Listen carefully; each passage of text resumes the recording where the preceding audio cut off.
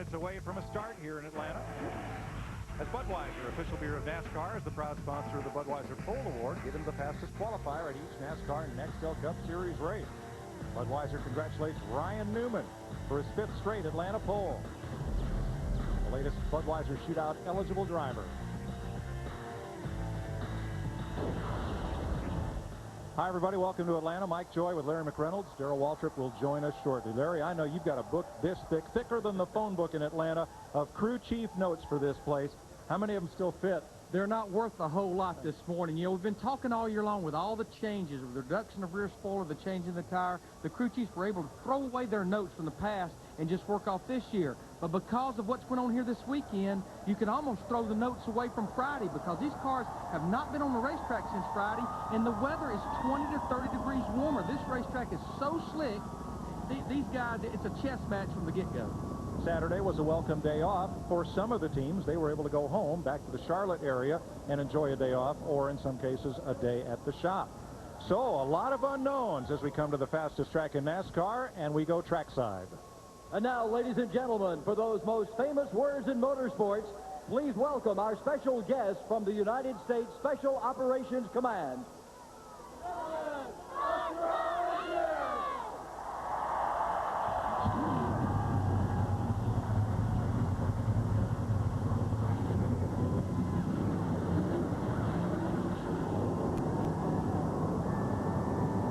Engines have fired. We're set to go racing for round 4 of the NASCAR NEXTEL Cup Series. We'll show you our starting lineup. Across the crawl at the bottom of the screen and get some pit updates. Beginning with Matt Yocum. Mike, Darlington Raceway, maybe 285 miles away from the Atlanta Motor Speedway, but Pulling a number of crew chiefs today, they say that same tire wearing out characteristic we always see in Darlington is what they're expecting to see today here at Atlanta. In fact, Tommy Baldwin, known in the modifiers for always taking on 2 tires, said it'll be 4 tires today on every stop. In fact, they've got 10 sets of tires already mounted, lugs glued in the 9 pit. Casey Kane, a 3rd and a 5th here last year. They are expecting, hoping for better things today. To Steve Burns. Well, thank you, Matt. Jeff Gordon made his very first NEXTEL Cup start here in Atlanta in 1992. Today will be his 26th. He has 4 wins and as much experience as Gordon has. And together with crew chief Robbie Loomis, they really don't know what kind of a race car they have. As Larry McReynolds says, there's a lot of unknowns. They haven't been on the racetrack since Friday. There's been a truck race Friday night, a bush race yesterday, a lot of rubber on the track. Robbie Loomis said when the green flag falls, it's going to be a lot like a happy hour session to see what they have. To the editor of Speedway Illustrated, Dick Berggren. Well, Tony Stewart has to go down as a favorite to win this afternoon. In the last 7 races here, he has led almost 25% of the laps. Won one of those races. Ran the bush race yesterday, finished 2nd. Learned a lot. Has a new car, and he's been fast in practice. And this, I spoke with him moments ago. He predicted a very fast, slick racetrack, just like he likes them. To Jeannie Zalasko. Well, Joe Nemechek led a race high of 63 laps in California before his engine failed.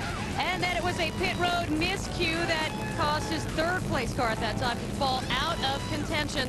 The 0-1 team says they have paid the past 2 weeks because they have been knocking out the door. Joe Nemechek feels this will be their weekend. He likes the car a lot and he likes the track. He has 2 top 10s in his past 5 races here. Mike? Thanks, Jeannie. The threat of rain from the weekend has dissipated. Going to be a nice sunny day. About 68 degrees to go racing here in Atlanta. 43 drivers are ready. 100-some thousand fans are ready, so let's go. DW, let me tell you about a good feeling. Next time we come around, over 190 miles per hour, reach up there and pull those belts tight one more time. Get it from your feet in the suite. Here we come. Buggity, buggity, buggity. Let's go racing, boys. I don't think Bobby Jr. heard me. 32 car didn't get a very good start.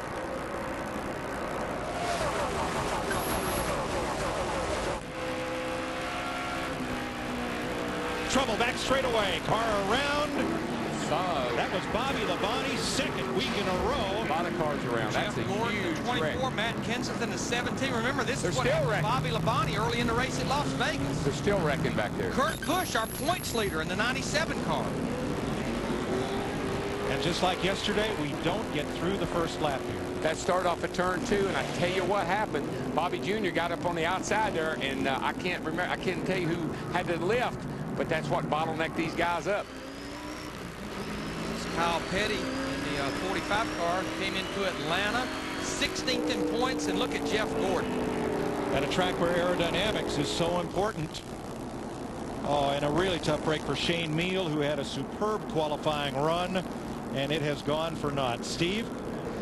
Right before the green flag, Mike Joy, Bobby Hamilton Jr. was concerned that he had a flat left rear tire. A flat left rear tire that may have been the culprit here. He does, Steve. We can see it on the monitor. And he was up on the outside over there, and he and someone got together off of 2, and that's what started that. Casey Mears, there's Bobby Labonte. And remember, Mike, you showed in the beginning in the points, Bobby Labonte's not even in the top 35 right now. Well, it was Casey Mears that got loose first. I think that really started a little further up with those guys reacting to what they saw. For Bobby Labonte, though, who has won here 6 times, and that Joe Gibbs number 18, it is a second straight week of frustration. Scott Riggs may have got in the back of He got into the back of Casey Kane and turned him right there, and here they go. But again, I believe Casey may have lifted because of what happened in front of him. Jeff Gordon doesn't make really hard contact, although he does make contact.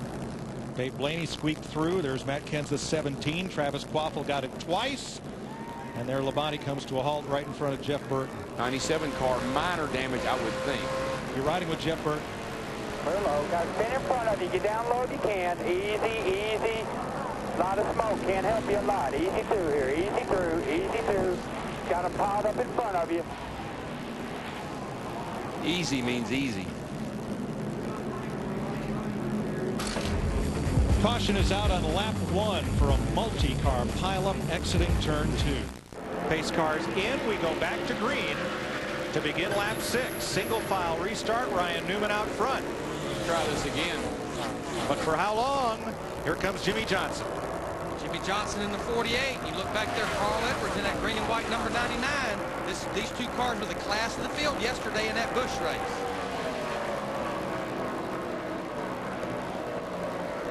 I mean, already we're seeing cars run multiple grooves. You see Ryan Newman in the 12 already running the high side. We saw that a lot yesterday in the Busch race as well. Darrell, I think you hit on the big difference. 3 of the top 4 right there. Johnson, Edwards, and Biffle got 300 miles on this track yesterday. They're comfortable. These other guys have got to get up to speed. I mean, you know, it's been, like I said, it's been since Friday that they were on the racetrack. And throw in the mix the man running 5th, Casey Kane. He ran that race as well yesterday. I guess we keep talking. Everybody will have a Busch car next week. Dick Berggren with a disappointed rookie. Well, yeah, Shane Meal has had a tough weekend. Pit problems on Friday night in the Truck Series. Yesterday a crash, today a crash. This thing is really torn up. How hard you hit? I hit pretty good. It was one of those deals you're not expecting to hit and couldn't see for all the smoke, and somebody run into me in the back and turned his head on into the wall. So it's unfortunate. We launched Wind Fuel yesterday, which is a great multivitamin by Goins Technology, same maker of Trim Spot. It's disappointing to get it started off like this, but we've got a great crew, and we're going to run this car, the 08 Wind Fuel Chevy at Bristol, and we'll be back next week with a 32 Wind Fuel Chevrolet at Nashville. Street clothes mean he's all done for today, Mike.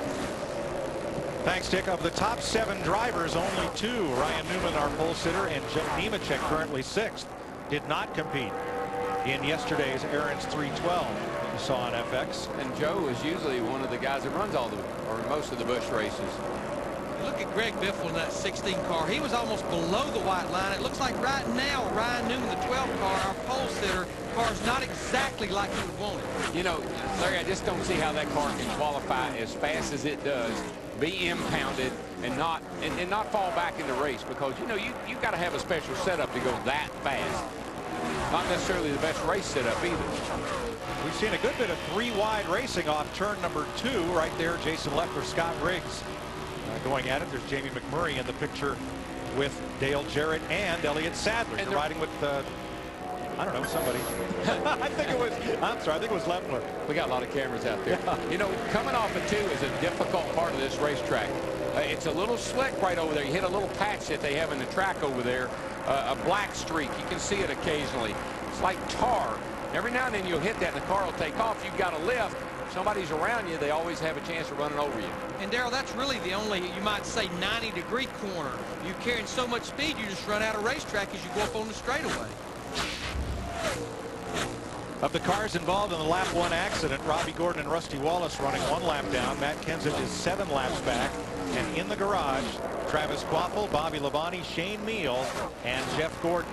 Well, we keep wondering when Casey Kane is going to break out of the slump that he started this year with and get back to the form he had last year. Right now, I think he'd probably be tickled to death to run second like he did 4 times last year.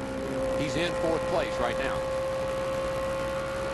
Matt Kenseth in the 17 car, I think he had a tire going down. He's back on pit road. Right now, he is 6 laps down, about to go 7. Boy, what a miserable day. A track this fast in a car that's not driving right, it will wear you out. Now, in qualifying, we were seeing upwards of 199 entering the corner. Telemetry on Casey Kane showed 194 under race conditions.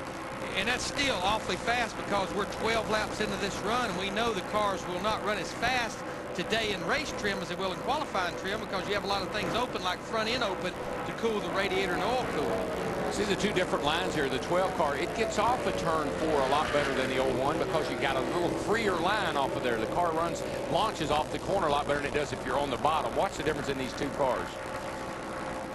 01 can pull up in the corner, but then the 12's got the better line off the corner for speed, gives him good straightaway speed. This is a battle for 5th position right now. Not surprised to see Joe Nemechek in that 01 running so good. I know this is a different racetrack from Fontana, but this is the same car where he was so strong about 3 weeks ago out there before the engine expired. Greg Biffle, Casey Kane, 3rd place going off into turn 1.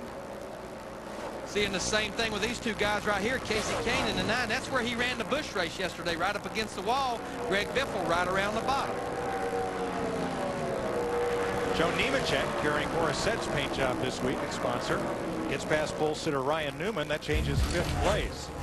So we'll get a green flag run here at 15 laps complete this time by Jimmy Johnson leading Carl Edwards by half a second.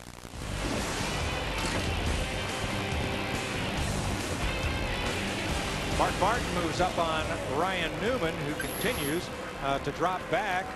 That is 8th place. Here's Matt. One of the racetracks where this 12 team tested right here in Atlanta, felt comfortable coming into today's race, but Ryan says the car is just really tight and getting tighter, just trying to hold on, settling in by himself, hoping for a caution soon to fix this race car on pit road. Well, Matt, that puts a period in what DW has been talking about. I think to run fast around here qualifying, you have to have your car a little bit snug. But you know for the race, you need to free it up. And a lot of cars were loose the other night. That's cars that are running pretty good right now. See Tony Stewart in the 20 car right there.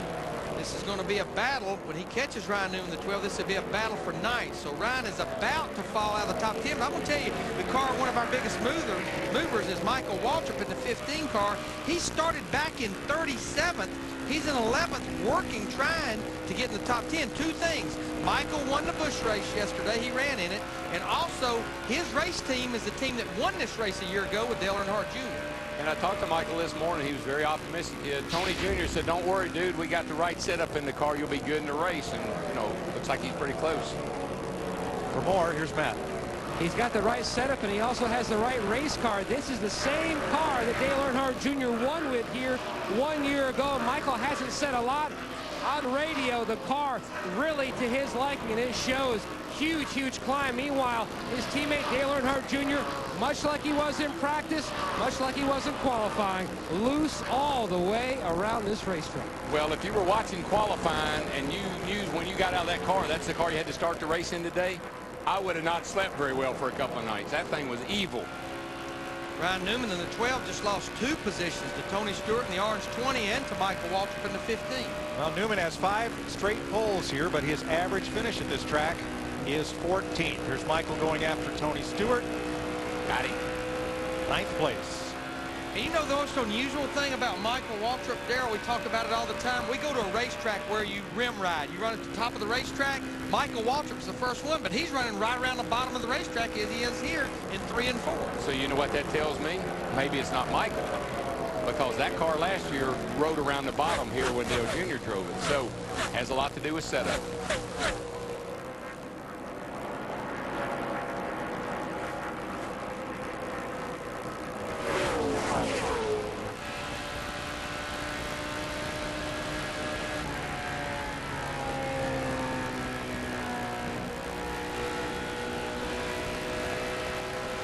Now, speaking of DEI, we're riding with the other side of the spectrum, Dale Earnhardt Jr.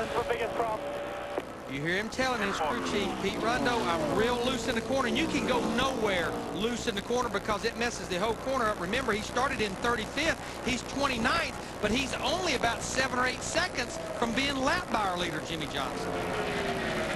And he's not the only one in dire straits. Rusty Wallace only about 5.5 seconds from going a lap down to the leaders. I think Rusty got taken by surprise. Looked like they came on pit road and didn't realize they had as much damage to the left side of the car as he actually had. NASCAR's brightest new star, Carl Edwards, won here yesterday from the pole, did a backflip at the start-finish line. At the finish, is he on a roll, Steve? He sure is, Mike, and he's got an important family tie in this sport. His father and NEXTEL Cup veteran Kenny Schrader are cousins. When Carl was 16, he moved from Missouri to Concord, North Carolina to work as a volunteer in Kenny Schrader's shop. Carl told me this morning it was an entire month before Schrader sat him down and said, son, what is it that you want to do here? He said, well, Schrader, I'm here to drive your ARCA car.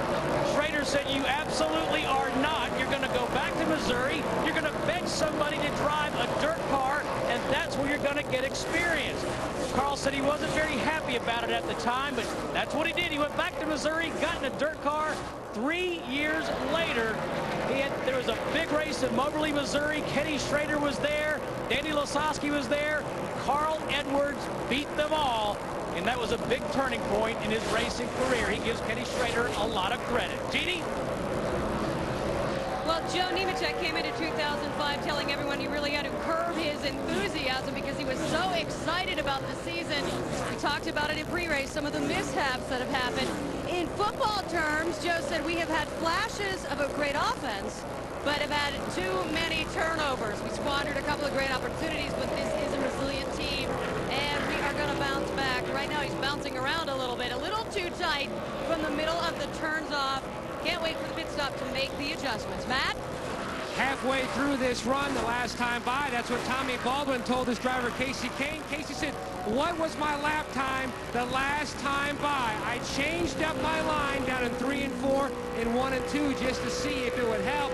Tommy told him the time. He says, all right, I'll try something else. The car a little on the tight side, but Tommy says that's a lot better than being loose. Another fellow who usually runs well here at Atlanta, in fact, almost won a race here at Atlanta, is Dave Blaney. And have a good day. Yeah, I mean, he seems to be carrying the Richard Childress banner because he started back in 27th, and now he's in the top 10 in that 07 car in 10th. But how about the car right behind him? Kurt Buschton, the 97 car, our current champion. He restarted this race back on lap 5, back in 35th position, and he's up to 11th. This team right here is one of the reasons I keep getting on my high horse saying, if NASCAR is not a team sport, there's never been a team sport. Remember, during that red flag, he was on pit road with the left front completely torn up. Remember what this team did in those final 10 races, repairing fenders and responding to problems this team had. There he is, knocking on the door of the top 10. 10 finishes in the last 11 races last year. Dick Berger, and how about Dave Blaney in that Snap-on Chevy? Yeah, he's having a pretty decent day, Mike, but he called to his crew and told them on the radio that the car is tight everywhere. And I certainly think that, yeah, Busch is going by him right now, but I certainly think that he must love this place because back in March 01, he led 70 laps, looked as if he was going to win the race before a hub failed and he had to go to the pits. To Matt. Dick, Atlanta was the only race in the chase last fall. The 97 team did not score a top 10 finish. They feel like they have caught a huge break. Kurt said the toe was fine, the steering wheel was straight. They made the changes to that left front corner, putting a piece of aluminum right below the headlight area to try to piece together the broken sheet metal there at the seams. And right now, he says the car, very good. You can see him hugging the bottom, trying to chase down the 15 of Michael Waltrip. That'll be for 9th place. Meanwhile, the leader is in heavy traffic. Jimmy Johnson Has just lapped a couple cars, and now he's coming up on Rusty Wallace. Yeah, and he's got to keep pushing it because he's got Carl Edwards breathing down his back bumper there. So he's got to keep going. He can't take too much time or get by these guys. Now those 3 cars, Mike and Rusty Wallace, were running with Jimmy Spencer side by side a lap ago. So fortunately for the leaders, they've gone single file. But as Jimmy Johnson has to pick his way through, Carl Edwards ready to pounce. Carl Edwards, the 99 car, his car is so strong exactly where his Busch car was. Watch him turn it to the bottom, almost on the white line, and right there he's able to pick that throttle up and drive off the corner, all the way around the bottom. I don't believe any driver has ever won the Busch and the Cup race at Atlanta on the same weekend. Yet. We listened in on Carl Edwards.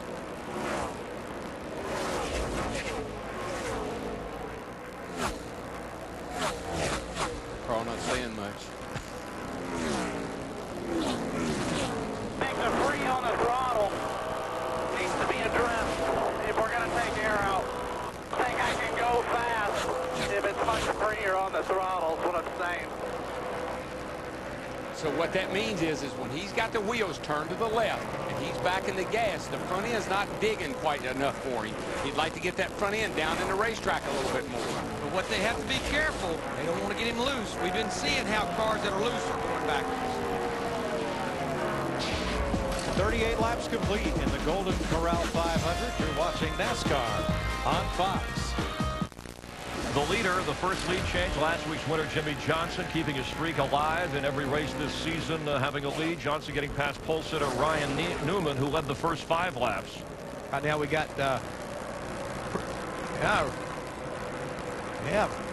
sitting right there. That's Joe Nemechek's son. It looks like John Hunter right there. He's keeping a close watch on his dad, timing him. Future crew chief, we should say, for the U.S. Army. I wanted with Jimmy Johnson again. Chad Knaus, his crew chief, is here in the pits while he is appealing that 2-race suspension. Yes, he can be here while they're going through appeal. But after Tuesday, there'll be some decisions made by the committee that will review everything, and we'll have a better understanding whether or not they're going to adjust this ruling or not. Every second. Look right there, it's Chad right there sitting on top of the pit box just like he was yesterday. He was part of the Busch race also, watching his driver lead this race right now. Looks like the car is still working really well, and as Jimmy pointed out at the beginning of the day, they would love to be able to go ahead and win this race, go through the post-race inspection, and be able to say, look guys, see, we won the race. We didn't have to have anything go wrong. It was a mechanical problem. All right, Mike, Joy, what happened to the 20 car?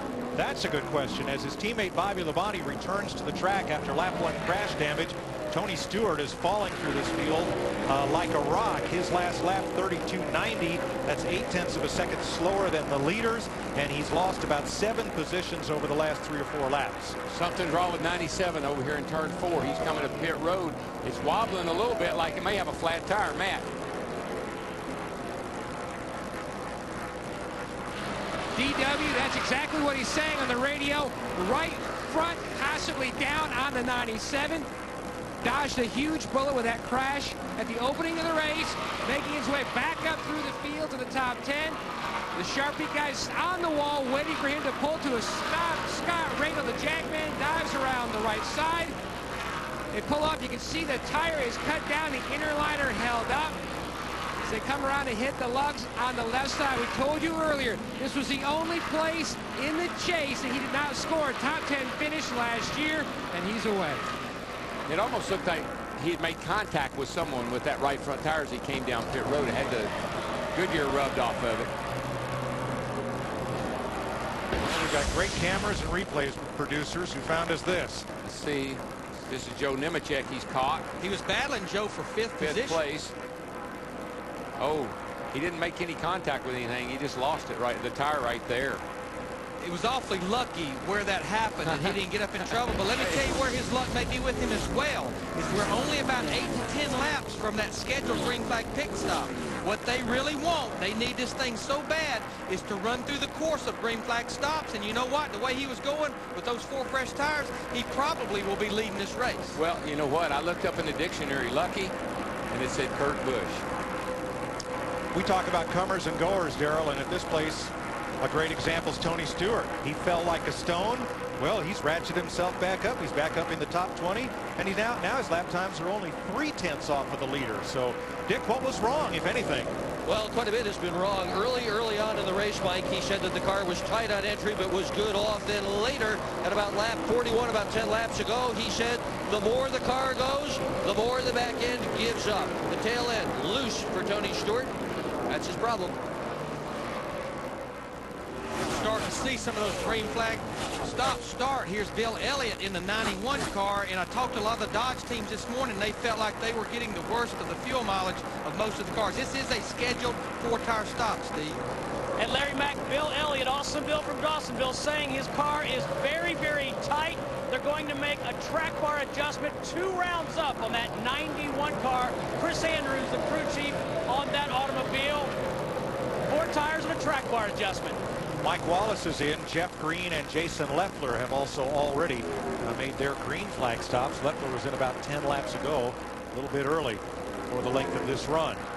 There's the Morgan McClure car, the Lucas Oil machine for Mike Wallace. And he comes back out. Michael Waltrip has passed Joe Nemechek, moves him up into the top half dozen. Car looks like it's pretty good. Michaels does on the long run, and that's what you want here today.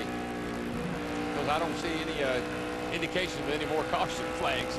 Things are pretty clean and lean right now. And looking at the back of Michael Waltrip's 15 car, you can see how much he could pick that throttle up and stay in it as he pulled away from those cars behind him, and he's pretty much still around the bottom of the racetrack. Matt? Mike, the big issue for Michael Waltrip, Tony Eury Jr. Stucci told me, he has to back off earlier than normal, where he would back off his point where he would get out of the throttle on entry into the corner because the car is so loose. But he is great from the center up off the corner. You can see that on the video. Thanks, Matt. Pit stops. Jamie McMurray is in. Greg Biffle is in, and Casey Kane. Dick? Well, Biffle is in, and his pit stop had been planned for about 5 or 6 laps. They knew right when they wanted to bring him in. Biffle with a very good race car today. No major changes. He had been running in 3rd position prior to this pit stop. Never won here in the Cup Series, but he does have 1 bush race. To Matt. And the 9 of Casey Kane and 6 of Mark Martin on pit road. Look for a chassis adjustment for Kane. A little on the tight side. You can see the wrench going in the back window for Kane. Khrushchev and Odell hit the lugs on the left side as Mark Martin is in. Mark, car was pretty good. He said just a little on the loose side as the 9 is away. Mark Martin's service also complete. Mayfield, Nemechek, Sadler, Elliott Sadler, along with Scott Riggs now on pit road, and the 50 of Jimmy Spencer. Jeannie? Looking at the 01 of Joe Nemechek, he had a vibration in the car, guys. So he decided, you know, he's going to wait a couple laps, but I might as well come in, get this taken care of, getting the fuel, getting the 4 tires, and they're going to free this car up just a little bit, and anxiously awaiting the arrival of the 48 of Jimmy Johnson. Dick? Tony Stewart in his pit area. They have pulled the rubber out of the right rear. That hopefully will cure his chassis problem. Jody Morrison, hit by a tire last week, is on duty. To Steve. Carl Edwards in the 99 said he was losing grip, especially when he got on the throttle. They'll put on 4 tires. They have dropped the air pressures on the left side for Carl Edwards. Long stop, having trouble getting it full. Matt? No grip on the racetrack for the 12 of Ryan Newman. They made a wedge adjustment and tried to fix that tightness with an air pressure adjustment for Ryan Newman. Big weekend for owner Roger Penske. Yesterday, he scored his 250th win as a car owner in auto racing, when this Penske IRL cars finished 1-2. Helio Castro-Neves finished 2nd, and Sam Hornish took home the victory at Phoenix. Michael Waltrip, guys, up on the wall, waiting for the 15 car to come to a stop. He hits the signboard. You can see they're going to make a chassis adjustment. Wedge and track bar. Track bar already complete. Wedge already complete. Michael loose on entry. A solid stop so far, and he is down and away. It'll be easier to give you the drivers who have not stopped. They are Jimmy Johnson, Dave Blaney, Dale Jarrett, and Ricky Rudd, Casey Mears, Kevin Harvick, Brian Vickers, and Sterling Marlin and Mike Bliss. So Bliss is in, Marlin's in, here comes Johnson. My big question, this is the first green flag stop. We've been seeing it every race. Will these guys dodge the pit road speeding penalty that we've been seeing time and time again? Jeannie and Jimmy Johnson's been. Well, we have been talking all day about the Cup drivers involved in the Busch races, and that includes Jimmy Johnson. The big thing he took out, get fresh tires, new tires, stickers, whenever you can, whenever it's possible, and that's what he will get. 4 tires, fuel. Car's been running pretty good, just a little bit snug, so they'll try to free him up. Rusty Wallace suffered damage on that lap 1 accident. They actually had to get on pit road and take the battery to the battery compartment. So, as Darrell said earlier, a lot of damage to the left side of that number 2 car.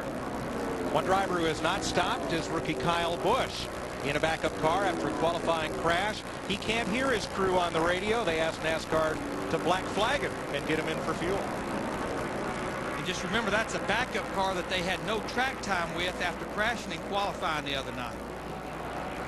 Dale Jarrett, the 88 car, the UPS car, he has inherited the lead. I would anticipate he'll be coming to pit road here pretty quick, though, maybe even this time. Looks like so. Green flag stops. Dave Blaney led a lap. He's now in along with Brian Vickers. And here comes Jarrett, as you predicted. Ricky Rudd had the chance to lead a lap, but rather than run out of gas, he and the Wood brothers take service. Oh boy, Dale Jr. too fast exiting the pits. He nabbed by the electronic timing system, and he will get a pass through the pit penalty. I know Dale Jr.'s a cool character, but I think some of that frustration of just not running well and things not going right, that's what creates situations like that. The driver tries to make up for all the other problems. Can you do this, Larry, without losing a lap? No, I think you will come close to losing another lap. And remember, he does not have to stop in his pit box, but he has to just come down pit road and pass through at 45 miles per hour. But guess who has inherited the lead now that we've cycled through? Greg Biffle in the 16 car. But remember, he was one of the cars that hit pit road the earliest to take advantage of those 4 fresh tires. Dale Jarrett too fast entering pit road. As we told you in Daytona, the old method of timing the cars with stopwatches in segments. The drivers wanted a more accurate system. They have it. So Jarrett and Earnhardt have both been gigged for too fast on pit road. It's a drive-through penalty at pit road speed. And those are the areas where you make up time under the old system. Getting on pit road and getting off pit road. Those last pit boxes and the first one coming in, you could push the envelope a little bit right there and get away with it. Let's get an update on tire wear. Here's Jeannie. Oh boy, I talk about somebody who's pushing the envelope and feeling pretty lucky right now. That would be the 01 of Joe Nemechek. What you're looking at here are the front tires, the right side and the left side, and you can see some serious tire wear. They're feeling, as I said, pretty lucky in this pit right now that they escaped what could potentially have been a problem. As I mentioned, you hit it a little early because of vibration, and now we know why. We got a battle right here. Now, this will be for the 3rd position. Carl Edwards in the 99, Jimmy Johnson in the 48. But it looks like Carl Edwards will get trapped behind Robbie Gordon in that 7 car, and Jimmy Johnson to take the position. They work past Kevin LePage. I tell you, I think Carl Edwards is all he's trying to do right now is keep Jimmy Johnson in his sights. After yesterday's race, I think he knows that's the guy he's got to beat. Now, this is our leader, Greg Biffle in the 16 car, sandwiched between 2 cars, trying to get back on the lead lap. Jason Leffler in the 11 and Dale Earnhardt Jr. in the 8. And things have gone from bad to worse for the 8s team. On the pace laps, they split the field in half. They use 2 pace vehicles so that each driver can match up his pit road speed to an engine RPM. Apparently that calculation didn't work in Dale Jarrett's case while serving his penalty pass through. He was too fast.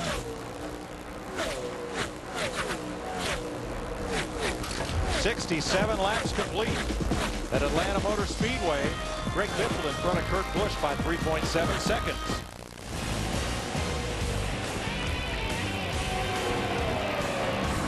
Greg Biffle, Jimmy Johnson, Kurt Busch currently running 3rd. And Jeff Gordon back in the race after being involved in that 9-car wreck earlier that involved a number of the headliners. Yeah, he's 72 laps down, but Robbie Loomis and Jeff all realize that you've got to get these valuable points. We've got to go out there and just do the best we can. We still got a long ways to go. And, I mean, got almost 249 laps more to go, so a lot of things can happen, and they realize every point counts right now. I think Dale Earnhardt Jr. in front of Sterling Marlin. And, you know, it's worth pointing out Jimmy Johnson, who has led the most laps so far, currently running 2nd as Greg Biffle.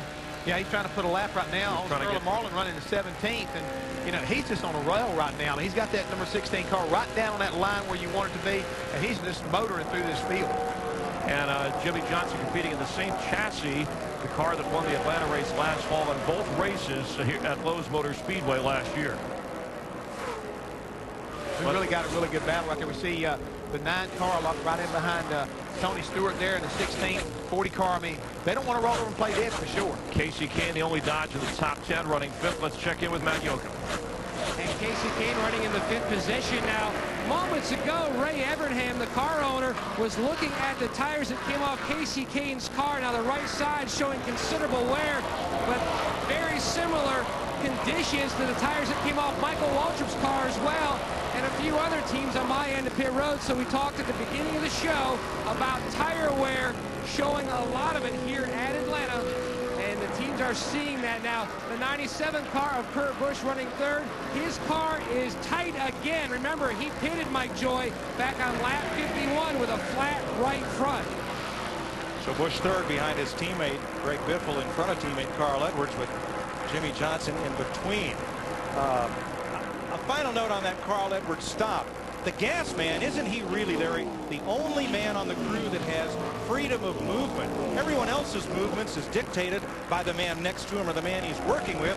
Who else could run around and do that? Yeah, I mean, the other guys that are there, basically the 2 tire changers, the jack and 2 tire carriers, they have something going on the entire stop. The gas man, you know, he has a little bit of liberty there, but I think what caught him off guard just a little bit, remember, that was a green flag stop. He almost had to dump that entire 22 gallons of fuel in before they let him go. It just seems like real good management to me. You got so many people, got so many things you got to get done, and I like the way they orchestrated that whole deal.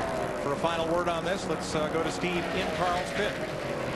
And Mike, that didn't rattle Carl Edwards at all. In fact, he just radioed crew chief Bob Osborne and said the car's real good, still just a little bit tight. And they've been reminding Carl, including spotter Bobby Hudson from the beginning of this race, as he goes by the 97 of Busch, take care of your equipment. We're going to race hard with 50 to go. Just be patient, reinforcing that virtue to young Carl Edwards, just 25 years old. Well, it was a plan that got him to victory lane yesterday here in Atlanta. I'd like to know what the definition of patience would be to a young guy like Carl Edwards, 25 years old, with all the enthusiasm he has. I'm sure it wouldn't be the same as it would be for someone like me. We just watched Greg Biffle in the 16 car put Dale Earnhardt Jr. in the 8 car another lap down. He is now 2 laps down, and we're not even a third of the way through this race. I'll tell you, another car that's having a good run, needed a good run, not a great qualifying run on Friday night, started back in 31st. Ricky Rudd in the 21 car. He is up to the 12th position. He finally has his crew chief back, Michael Fatback McSwain. He's been recovering from back surgery. This car has been involved in 3 wrecks in the first 3 races of 2005, and none of them were of his making. So good to see this car. They just want to see the checkered flag besides being in the garage area. Rudd right now is 12th. There are 15 cars on the lead lap. The last of those is Brian Vickers, who had a small role in the first lap, got caught up a little bit in that what preceded the first lap accident, and he's about 3 seconds from going a lap down. As you watch Jamie McMurray and Kevin Harvick battle along with Mike Bliss. This is at 19th place. Debris going into turn 1 in the quad oval, the dog leg here between the start finish line and the first corner. And I think who that's going to really benefit, a man that was running pretty good at the beginning of the race, the 20 car, Tony Stewart, because he had went a lap down. He should get this free pass. That'll be a big break for Tony and that 20 group. Big break for a lot of cars. Yeah. Now we make some chassis adjustments. Dale Jr. just went 2 laps. Coming down to the green flag for the restart to begin lap 90. Greg Biffle brings Jimmy Johnson, Carl Edwards, Joe Nemechek, and Mark Martin on the outside of the lapped cars. Kurt Busch made a late stop for cosmetic and aero adjustment to that left front fender, so he's tail end Charlie along with Tony Stewart, who got the free pass. Look at these guys. They're already 3 wide coming off turn 2 down the back straightaway.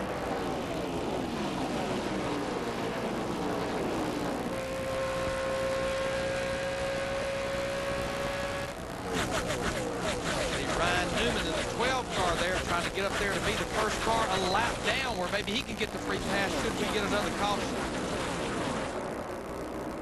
And Dale Jr. up high, 2 laps down. drive-through pit penalty caused one of them. And for the lead, Jimmy Johnson, Greg Biffle going at it. Looks a lot like yesterday with Carl Edwards right there with him. Yeah, it's like Jimmy Johnson in the 48 saying, look, you stole my thunder. You came to pit road a little early under green a while ago and got those tires. I want this lead back here side by side that time past the start-finish line. 6th lead change of the day.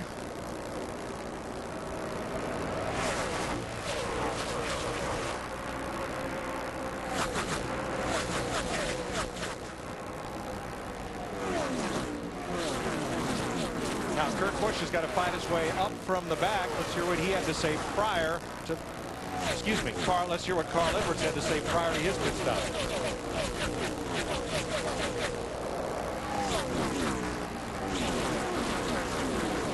Okay, let's hear from Kurt.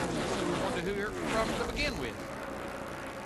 I'd rather try to fix this thing early on. I think we're abusing the right front. The only way to fix that is go to the back of this pack and put a brace in there to keep it kicked out. I mean, it stops right there, so you leave it and just adjust on it.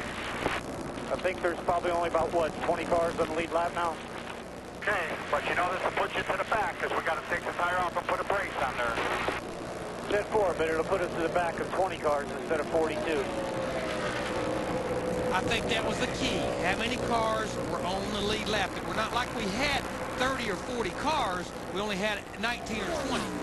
And I love it when the driver has that kind of input back into what they need to do. He helps the crew chief so much when he's thinking about where he's going to be and what needs to be done. If you keep the driver and the crew chief working together, that's going to make the end result a whole lot better. 7 lead changes once we got racing after the lap 1 crash that involved 7 cars. A short caution for debris allowed everybody to pit. And now we're back under green with Jimmy Johnson leading Greg Biffle, Carl Edwards, Joe Nemechek, and Mark Martin.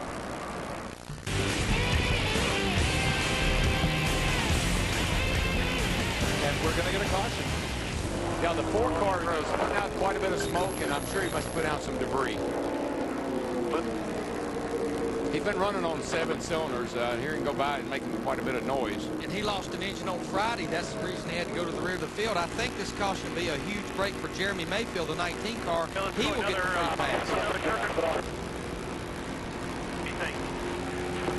Yeah, 10-4.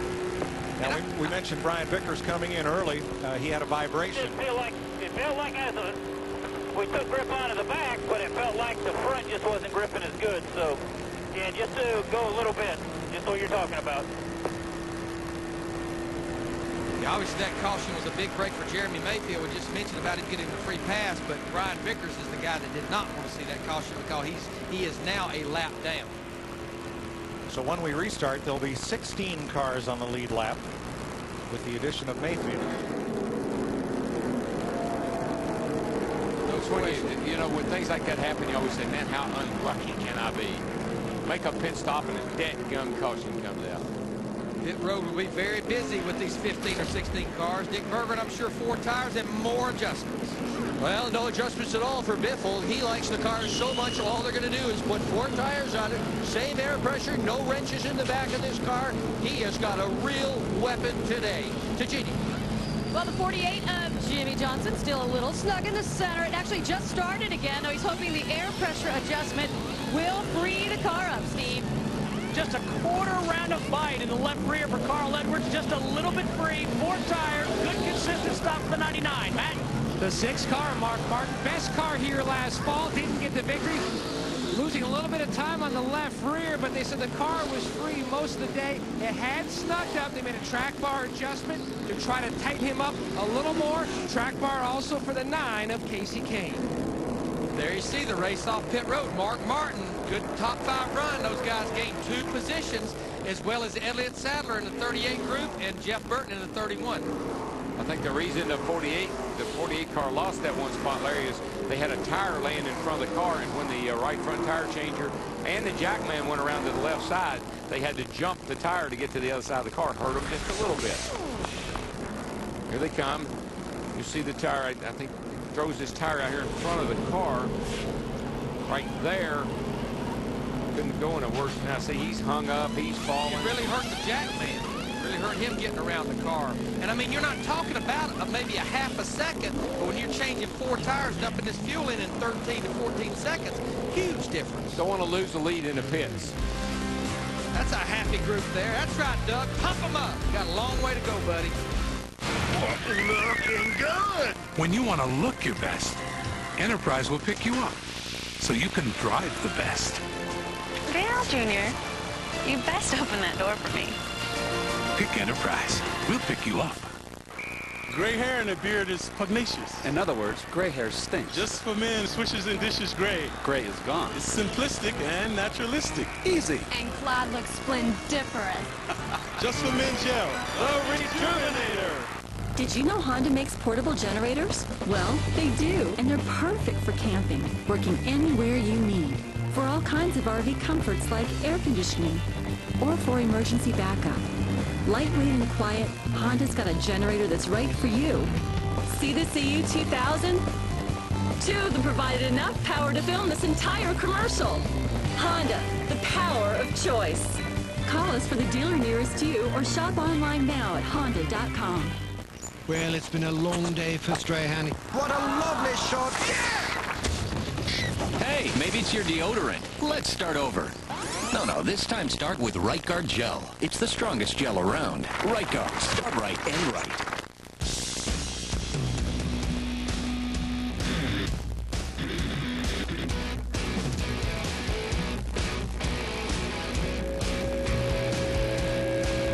High torque engines. Truck tough frames. For work, play, and everything in between. Pick a direction. Go.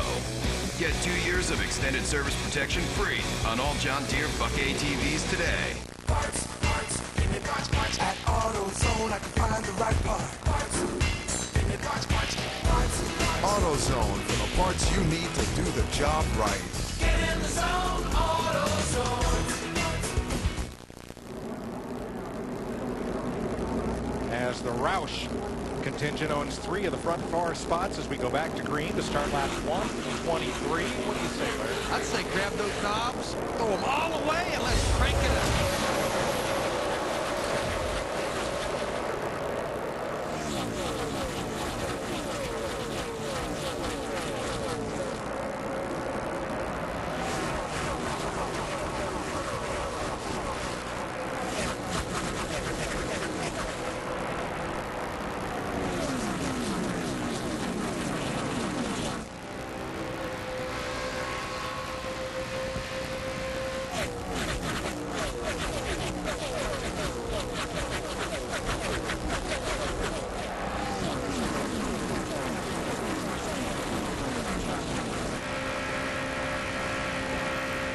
On the high side, Edwards third and gunning for second. Blue car back there, that's 6 car, Mark Martin. That seems like he keeps getting stronger and stronger as this race goes on. He's going to be up there battling his teammate Carl Edwards in the 99. Yeah, this is the best track position Mark has had. He's been hard back in about 7th, 8th, 9th place. He's up there in clean air now. Pretty clean anyway. That battle right behind him, Jamie McMurray in the 42 and Bobby Hamilton in the 32 on the low side or outside pole sitter. That's the battle to be the first car a lap down to hopefully get a free pass. There you see them side by side right there.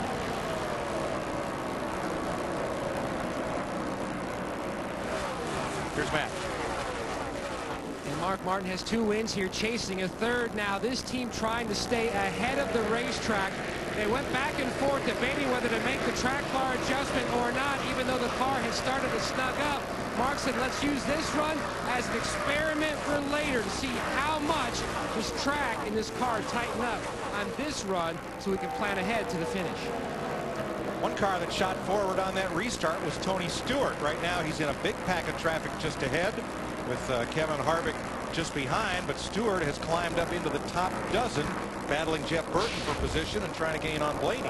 Now remember, when this race started today, it was very, very sunny out, and the track temperature was probably a little higher than it is right now, Larry. And that may be why you see some of these guys that were struggling a little bit back in there starting to move forward now.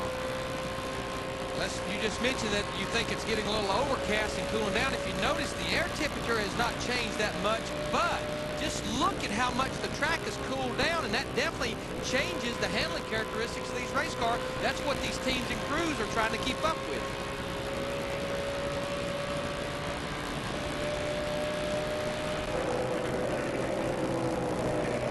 When you've got a soft tire like we have here this year, the tires are much happier when the track temperature is lower than what we started to race. So the tires are getting happier, and some of the cars are too.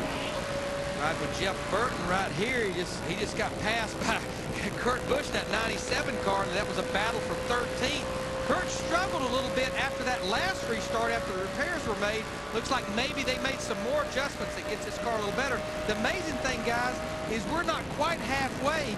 We have 16 cars on the lead lap, but we have 12 cars fighting to get back on the lead lap. It's only one lap down. And one thing I noticed when they repaired the 97 car of Kurt Busch, they had that left front fender way out there. So they may have had to come back down pit road and work on that and get it streamlined a little bit better, because that'll make you loose when you get that left front fender out too far. Matt spinning, Kurt's pinning. Mike, Jimmy Finnick told Kurt Busch on the radio, we are done fixing the cosmetic portion of this race car. Now we can just work on the chassis handling. We told you earlier the brace was broken. They have fixed a lot underneath that fender. Now they're just trying to dial him in. Chassis-wise, he's running in the 13th position. Running behind Dave Blaney in front of Stewart and Burton. Well, you think about with the damage he had early on, he started back early in the race in 40th place and marched right up into the top 5. Then they fixed the fender, and he struggled a little bit, so maybe they broke it again. We talked at the top of the day about drivers who competed in yesterday's 312-mile Busch race, and would they have a leg up on the drivers who didn't get any time on the track yesterday. Here's the finish of yesterday's race, the top 10. 9 of those top 10, the first 9 finishers, are also racing today. Let's give an attaboy, though, to Michel Jourdain Jr. in only his 5th Busch Series start. He was best in class. He probably felt as good as Carl Edwards did. Yeah, he's a new dad, you know. He's got to step it up now. He's got to take care of the family. Tell you what, ever since that last restart, that last pit stop, I've been watching Joe Nemechek in his 01 car. He drove by Mark Martin for 4th. Now he just overtook Carl Edwards for the 3rd position in the 99. I think that Joe has got to be so disappointed after that run he had in California. He had the car to beat, and it's good to see him back up there. Got a chance again today, Jeannie. Absolutely. That's what they're banking on. As I mentioned earlier, Joe said he really felt like this was going to be their weekend, and they tried to foreshadow what was going to happen with the weather here, and that's kind of what we saw at the last pit stop. The car had really tightened up as we watch yet another lead change here today. The 01 tightened up. They gave a track bar adjustment, some air pressure adjustment, again, to compensate for what they thought would be the weather change, and it appears to be working, guys. 11th lead change of the day as Greg Biffle drives past Jimmy Johnson. But he's not ready to give up, because Biffle did it on the low side, and then Biffle went to the high side. You can see Jimmy Johnson just peeking to the low side as they came off. Yeah, he's already been in the wall here, and the tire's down on the right front. You heard him say earlier that they were abusing that right front a little bit. Man, look at the debris fly. The good news is all that debris brought a caution out where they can get to pit road and maybe fix things. I think he's got to. Goodness gracious, Mike! Gone that way. Squeeze through there. I think they got quite a bit more damage than just that fender. Matt's there. Second right front tire that Kurt Busch says he has lost today.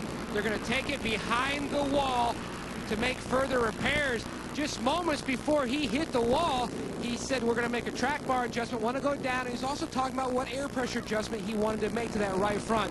But boy, this day has turned ugly with the championship point leader coming into Atlanta, Kurt Busch. 2 of the top 5 have had trouble. Kurt Busch, the point leader, and Jeff Gordon coming in here 4th. Swept up in the lap 1 crash. You know, Kurt's not going to. He's not going to like coming to Atlanta. You know, last year blew up here and really got him in a dogfight for the championship. Bad luck today again. Hey, Bernard, Well, Greg Biffle is having an absolute career day here in Atlanta, and they are going to change virtually nothing in the car. A half a pound of air out of the left front. That's about the biggest change they've made in this thing all day long. He's a little bit tight on brand new tires, and then the car comes in. Jeannie? With 48 of Jimmy Johnson, he's saying, look, the car just is getting tighter. I guess the 16 really has their stuff figured out, because I need something to help me center off track bar adjustment and four tires, Steve. Carl Edwards still just a little free. A quarter round of wedge, and you see they add a piece of tape to the grill. Matt. Good stop going by Mark Martin's team. He's away. It's going to be close.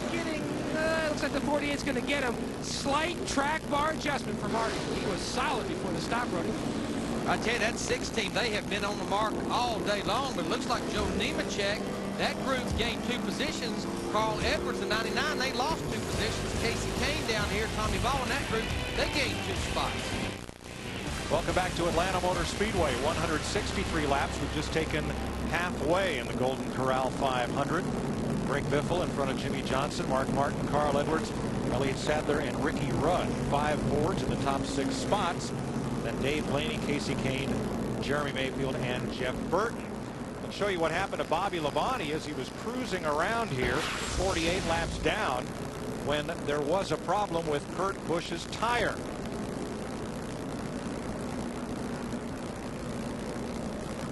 Tire flat, and things begin to shred. Now, there is Labonte way up the top of your screen right there. That was a pretty good sized piece of rubber that hit his hand.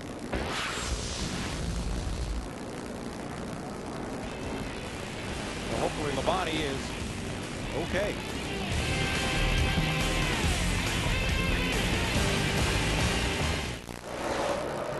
Greg Biffle out in front once again. This time Jimmy Johnson in tow. Mark Martin, Carl Edwards, Elliott Sadler, Ricky Rudd, Dave Blaney, Casey Kane, Mayfield, Burton, and Riggs. Just to follow up a little bit on what Jeff was talking about, those drive shafts used to be black. And then somebody throw one out on the racetrack, you wouldn't see it and you'd run over it. So NASCAR started painting them white. Makes them a little bit easier to see. Jimmy Johnson in that 48 car, his car is so strong through the center of the corner. Now the car third in line right there, the 32 car, Bobby Hamilton Jr. outside pole sitter. What he'd like to see is a caution that he would get the free pass back on the lead lap. I think he's had a good race car, just had that mishap on the backstretch on lap 1. Kyle Busch in the 5 car, remember, he is a lap down, pushing Mark Martin in the 6th. Mark's in the 3rd position. I think it's just so interesting, and always I know from driving how the track changes when the sun goes in, the track cools down, and a car that you really didn't like, a car that wasn't happy at all of a sudden you love it. So man, this thing has come alive. And Darrell, I still think as we see Dale Earnhardt Jr., the 8 car, the Budweiser car, still not happy. He's back in 28th position, 2 laps down. But how about Ricky Rudd in that 21 car? He's sitting there running in 6th position. This is a great turnaround for this race team. Fatback's back, isn't he? Back at Fatback is back in town. Track. Back at the track. Back at the track. Nice climb through the field for the veteran from Chesapeake, Virginia today. Mike Bliss running right with him, 1 lap off the pace in 18. Lead change again. These two have gone at it all day long, and this will be our, if it holds up, at the start finish line, the only place lead changes are officially scored. If Johnson gets his bumper out front, it will be the 14th lead change of the day. But this is almost like instant replay. Greg Biffle is 16. That group beats everyone off pit road. Jimmy Johnson sits back there for a few laps after a restart, and then he takes the lead. Biffle had stretched it out pretty good after that last restart and up to this point here, and now it looks like they've made some good adjustments on the 48 car, and he's going to walk the dog. Let's hear what Greg Biffle had to say during this last caution period. We're looking at least 2 more stops the way it is right now. Probably end up being 3 or 4 with caution. Doing a hell of a job there, drivers. Keep it up. Thanks. Kind of having fun today. We'll keep everything smart. Keep everybody's head in it here. Still a long way to go. But Darrell, that's information you want to know when you're out there. Yeah, I can tell you how many laps there is to go in the race, but you want to know how many pit stops are we looking at? How many more chances are we going to get to adjust this race car? You know what I like? Doug Rooker. You think about Doug. He was Dale Earnhardt's crew chief in 1980. When he won his first championship. Won his first championship. Came from California, young kid, wet behind the ears, and he has hung in here, and here he is probably in one of the best situations he's been in his life. Jimmy Johnson. Last 9 races, 5 wins, 9 top 10s. Unbelievable. It just seems it doesn't matter where we race. Short tracks, road courses, speedways, this team, they are on the mark. And you know, to follow up a little bit on last week, just think about how many times that car gets inspected. Torn down, engine, gone through check. Because when you win, they check you out a lot closer than they do if you run 5th or 6th. Lead change number 15. Puts Biffle back to the front.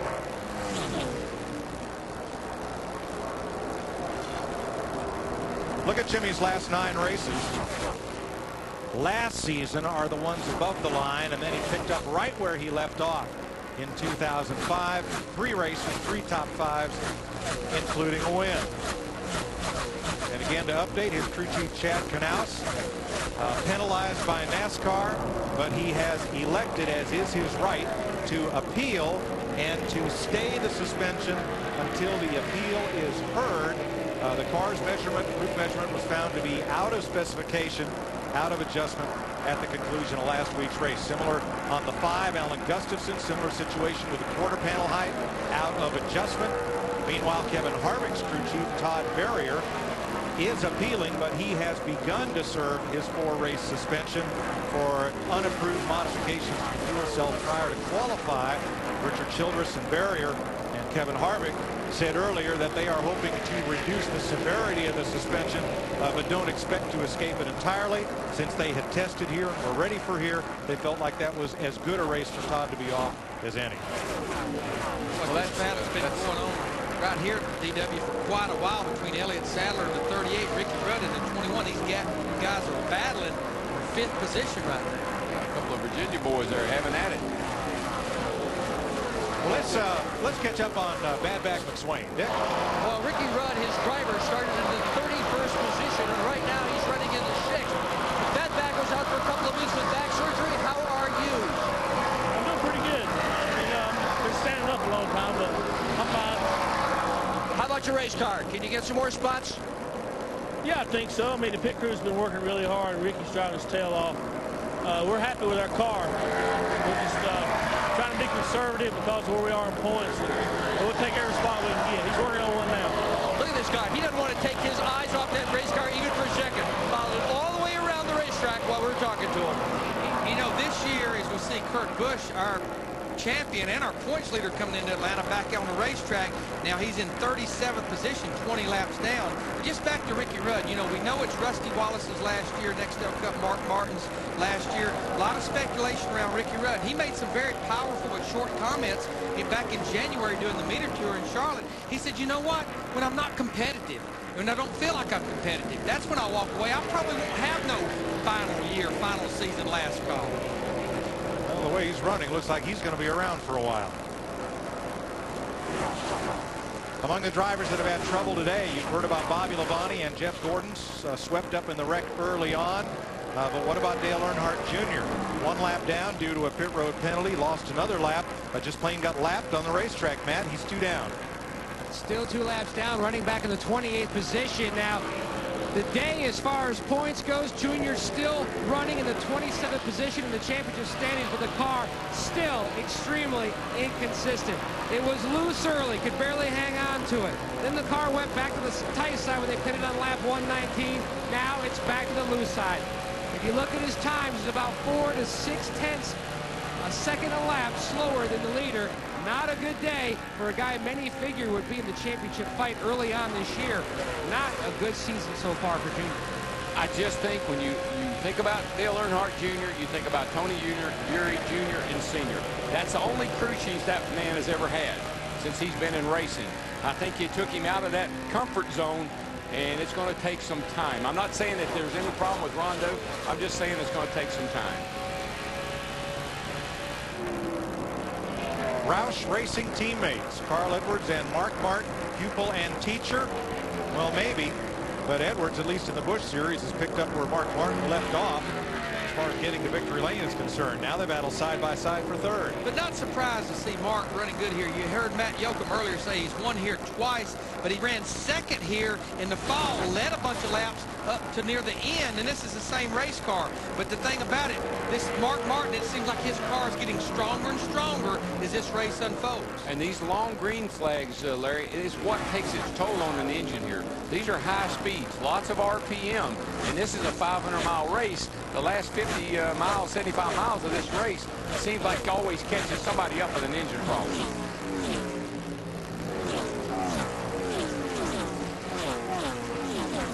Ricky Rudd got past Elliott Sadler. That's a change at 5th place. Moves the 48-year-old into the top 5.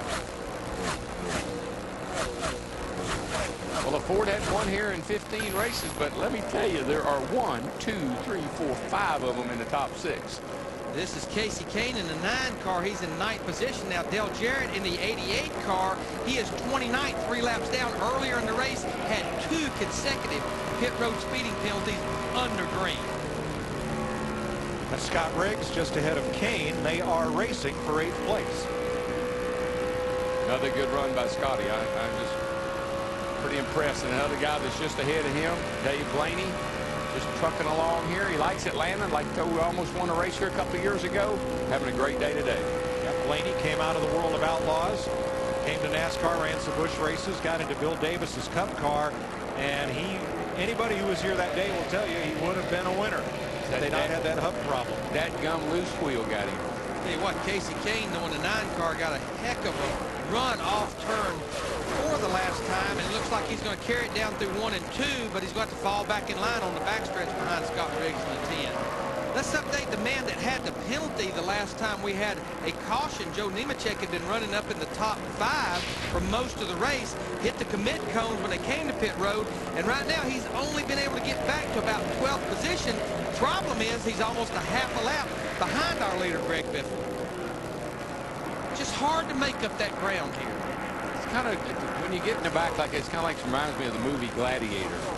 You know, every time you go in the arena, you get a little bit more competition, gets a little bit tougher. Well, now you're going to have to fight the Lions. Well, Darrell, remember, he restarted back in 16th position, and as many cars as we have a lap down with the inside line, that's like restarting in 32nd position. Brian Newman just in front of Nemechek, qualified for his 5th straight pole, but he's going to have to go some to equal his average finish here of 14. Newman is a lap down in 22nd. Remember the new procedure here: practice on Friday, qualifying Friday night, then you don't touch the car until race time. And certainly Newman had it set up good enough for pole, but not quite good enough yet on race day.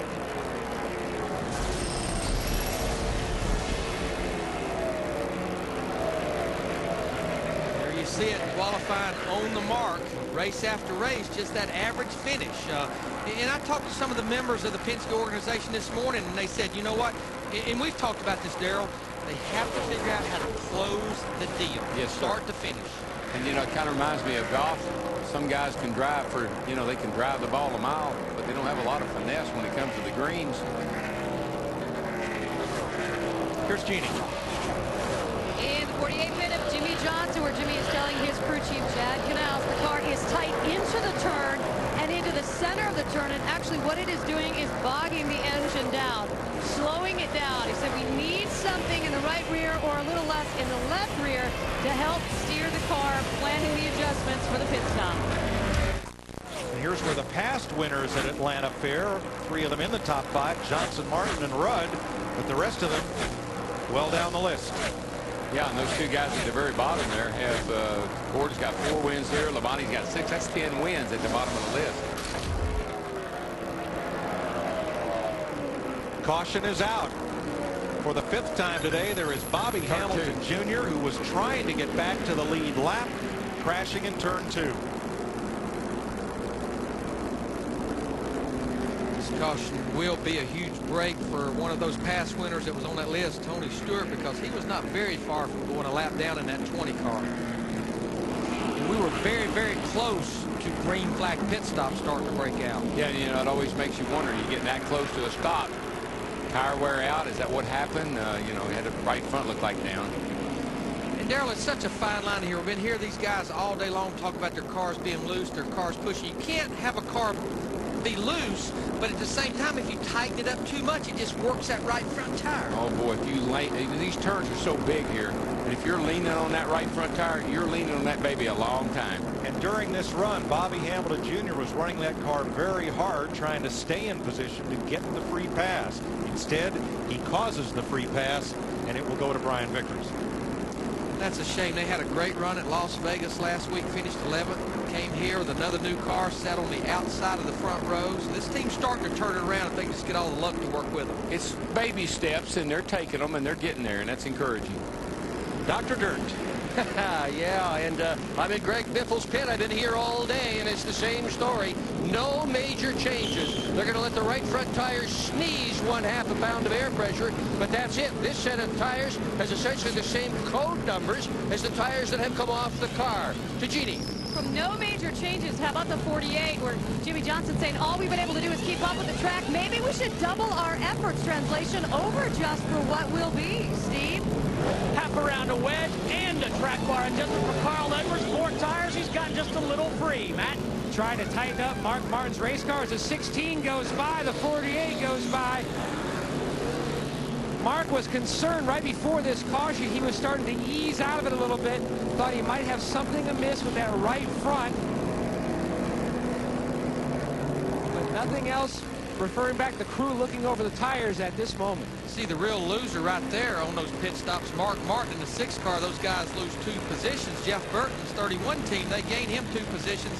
Dave Blaney in the top 10 loses 3. Should see an arm pump there from Jeff Burton. We're riding in his car. He picked up 2 spots. You see right there, Greg Biffle, Jeff Burton. We talked about the positions gained. Of course, Biffle had none to gain. The fastest times on pit road. Mark Martin, one of the slowest. I think if you listen to Mark Martin's radio, though, and he says, you know, I feel something going on with that right front. A veteran driver, like he said, I'll squeeze out. I'll make it to the pit stop. Guy like Bobby Jr., you know, he doesn't feel that. Bam, into the wall. Well, let's go with 120 laps to go. Greg Biffle still leading. Jimmy Johnson, Carl Edwards, Ricky Rudd, Mark Martin, Elliott Sadler, 5 Fords, 1 Chevrolet. The top half dozen. Then it's Jeff Burton, Chevy, Casey Kane's Dodge, Scott Riggs, and Dave Blaney in the top 10. Boy, it looked like that inevitably here, somebody on a restart will spin the rear tires. Looked like that could have happened to Biffle that time. And Jimmy Johnson in the 48, he's going to take advantage, but Greg Biffle gets that good run on the high side, drag racing down the backstretch. Behind them going into turn 1, they were 4 wide at about 6th place. Well, don't look now, but they're still that way. Johnson with the low Chevrolet on the bottom leads this lap from Biffle, who takes it right back heading for turn 1. Are you sure he led it? Because they were just about neck and neck. Well, you get such a run down the straightaway when you're on the high side like Biffle is, and you get bogged down a little when you're on the bottom like Jimmy is there in the 48. That's how come they kind of meet in the middle of the back straightaway. One coming and one going. I must have blinked. They gave that lap to Biffle. And these guys, I mean, we've been counting lead changes at the start-finish line. There's no telling how many times they swapped the lead at other areas of the racetrack. And in the 48 car, Jimmy Johnson, it's hard to stay down underneath somebody running the kind of speeds you're running off the corners here without taking a chance of getting sucked around. Look at Carl Edwards in the 99. Our top 3 different lines through 1 and 2. And look at that Ricky Rudd, that 21 car up there in 4. A, B, and C line. Now tell me, Darrell, at these speeds, running this close, going into the corner like that, this a little frightening at this stage in the race, or is this just a lot of fun? No, you're having a good time. You know, you kind of know what your car is capable of at this point. So you know how hard you can drive it in. You know how quick hey, boys, Ricky Rudd, the 21 car is in trouble. Running in 4th position, it looks like. Boy, he's going to cause everybody here to get in trouble with him. Oh, boy. DW is watching the 21 car. Looks like he maybe have a left rear tire going down for sure on that thing. But watching the guys up front, you were talking about a minute ago, you watch Ricky try to lift around here and get in on the pit road. He's definitely got a tire going down, and it's the right rear, not the left rear. The right rear looks like from here now. And hopefully he can get it on pit road and not get himself into some trouble and get run over. He's on pit road.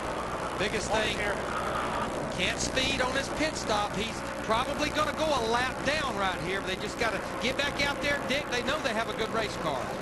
Yeah, they do have a race car, but this surely is, he's got no brakes. That's what it is, a busted wheel cylinder, he just said, or something of that nature. Brakes are the problem with Ricky Rudd. What a shame. I mean, he's been up there in the top 5 or 10 for about the last 150 laps. You don't use a lot of brake here in the race itself, but you do lay your foot on those brakes. Lead change, turn 2. Johnson with a run from the top to bottom of the racetrack. He edges Biffle, but no way he's going to clear him. These guys just will not give up, and we still have over 100 laps to go. Right there's where it gets a little touchy for the guy on the inside, because he's got to have a little bit of room on the outside to clear, and he just can't quite make it.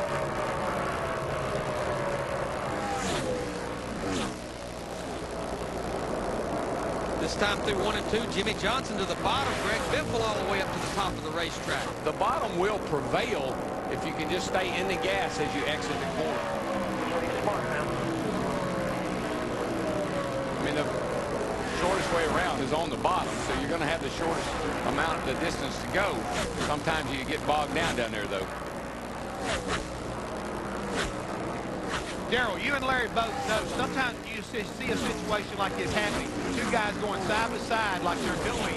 You have to sooner or later tell your own driver, man, be smart. Let him go if he's working you that hard. Save your tires and realize at the end of this run, you'll get it back.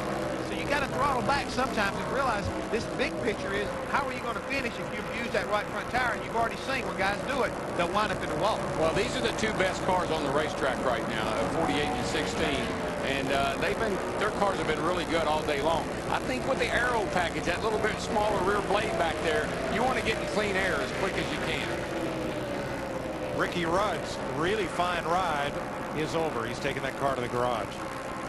Been watching this battle right here. This is a battle for about 10th position between Joe Nemechek in the 01, Tony Stewart in the 20, and McMurray in the 42. Remember, McMurray got back on the lead lap. But I've been watching that 20 car, DW. I think you mentioned earlier, it's like he runs good only on fresh tires for a few laps, then he really starts to fade. Got about a 10 lapper there. If they get a caution late, he's on the lead lap. He might be all right, but he's not good on the long run. 110 laps to go at Atlanta Motor Speedway. You're watching the Golden Corral 500 presented on Fox by M3 Power from Gillette. Johnson leading Biffle with Carl Edwards, Mark Martin, and Casey Kane rounding out the top 5. So Carl Edwards, one of the young drivers, not necessarily a rookie, but Kurt's younger brother Kyle Busch, who is a rookie, has done a good job of hanging around in this race after a good run last week. Yeah, he's had some trouble here early on, but he's fought his way back, and he's still 1 lap down. But they've got that race car where literally he's running about 5th on the racetrack, and his lap times are good enough to be in the top 10 if he can just get a break and get himself a caution. Right now, they've got the car working pretty well for him. If he can just keep his nose clean, he may have an opportunity to fight his way back up there in that top 5 or top 10. Meanwhile, Jimmy Johnson trying to become the first driver to win back-to-back Atlanta races since Jeff Gordon did it in 1998 and 1999. Let's rejoin Darrell, Larry, and Mike. There's Johnson with a 1-second lead on Greg Biffle. Then Carl Edwards, Mark Martin, Casey Kane has taken 5th from this man. With Ricky Rudd in the garage, Jeff Burton climbs to the top of the nice guys you'd like to see have a good day list.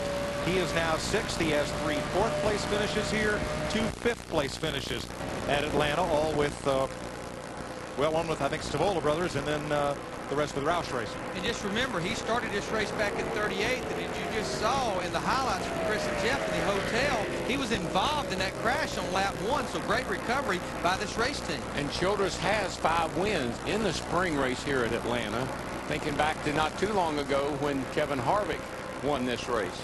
And with Dave Blaney running up in the top 10, Childress right now has 2 cars in the top 8. Both those race teams needed good runs here. All these drivers have hero cards. You can get them at the souvenir trailers. The big collecting thing in baseball and football, other sports, are rookie cards. And I think Steve Burns is about to go us one better.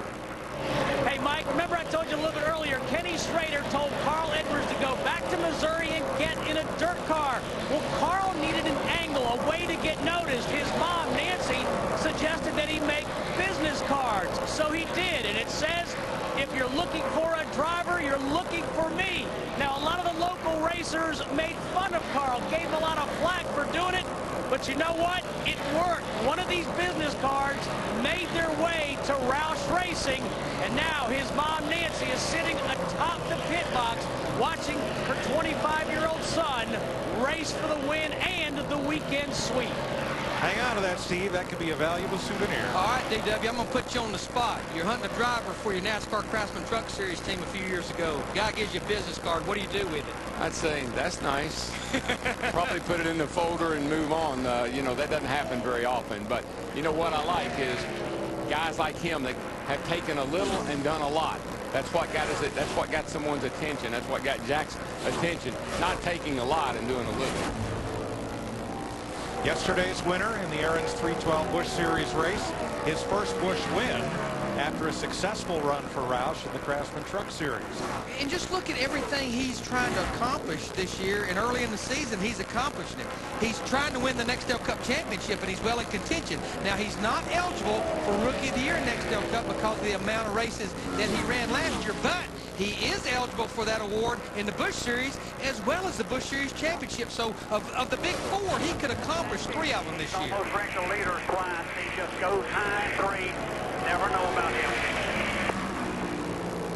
That's his spotter, Bobby Hudson, just talking about Jimmy Spencer, trying to anticipate, there's that word anticipate, DW, which way Jimmy Spencer in the 50 car will go. Bill Elliott, the hometown hero, moving past Tony Stewart. Here's Elliott Sadler battling Stewart for 14th position. Elliott is a lap down. Debris on the racetrack. 6th caution of the day. Dick. Well, Stewart has really had his problems today, Mike.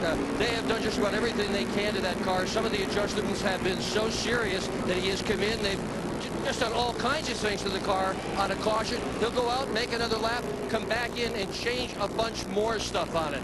Basically, the car has been tight, particularly entering the turns and in the middle. A guy that a lot of people thought was going to win is having a real tough day. Tony Stewart running in the back. Well, we've seen all day long that I wouldn't count him out. You make the right changes on your car and you can get it back up front. And if we have a short run at the end of the race, you might count him in. That's right. He's pretty quick for 10, 15 laps, look like. Obviously, all the crews getting ready to go to work here as we have right at about 92 laps to go. This would not be the final pit stop should we stay green, but we have 15 cars on the lead lap. This should be 4 tires full of fuel, and what teams need adjustments, they'll get those adjustments this time. Biffle and Johnson have each led over 100 laps today. Jimmy just took the lead for most laps led, which is 5 more bonus points. He's led 117 circuits. Greg Biffle's led 105. Nobody else worth counting today. Nobody else has led more than 5 laps. Dick Berggren patiently awaiting the rush onto pit road. And now for something completely different, they are going to adjust Greg Biffle's car. Why? Because he didn't lead all the laps in that segment. They're going to try to tighten it up a little bit. Air pressure for sure. Maybe we'll see the wrench go in the left rear of the car as well. Watch this crew. They have been on the money all day long. Adam Everett is in the front, Mike Hillman in the back, and they have been flawless. Jeannie. Bottom 48 of Jimmy Johnson, where Jimmy was saying, look, this car was just thinking about getting tight. So just a small change, please. Air pressure adjustment to that left rear seat. Carl Edwards still just a little bit free. He'll make a track bar adjustment and add a piece of vertical tape to the grill. Matt, at the bottom of your screen, Mark Martin, no changes this stop for the 16th. He hit pit road in 4th position. A drag race off between, close call with Casey Kane getting out. They made a track bar adjustment on the 9. The car was tight, but it was getting better to go back up to the high line. Look at the race off pit road. Look at Jeff Burton, the 31 group, gained 4 positions, and then you look at Carl Edwards in the 99. Those guys lost 4 positions. A good stop for that 31 team.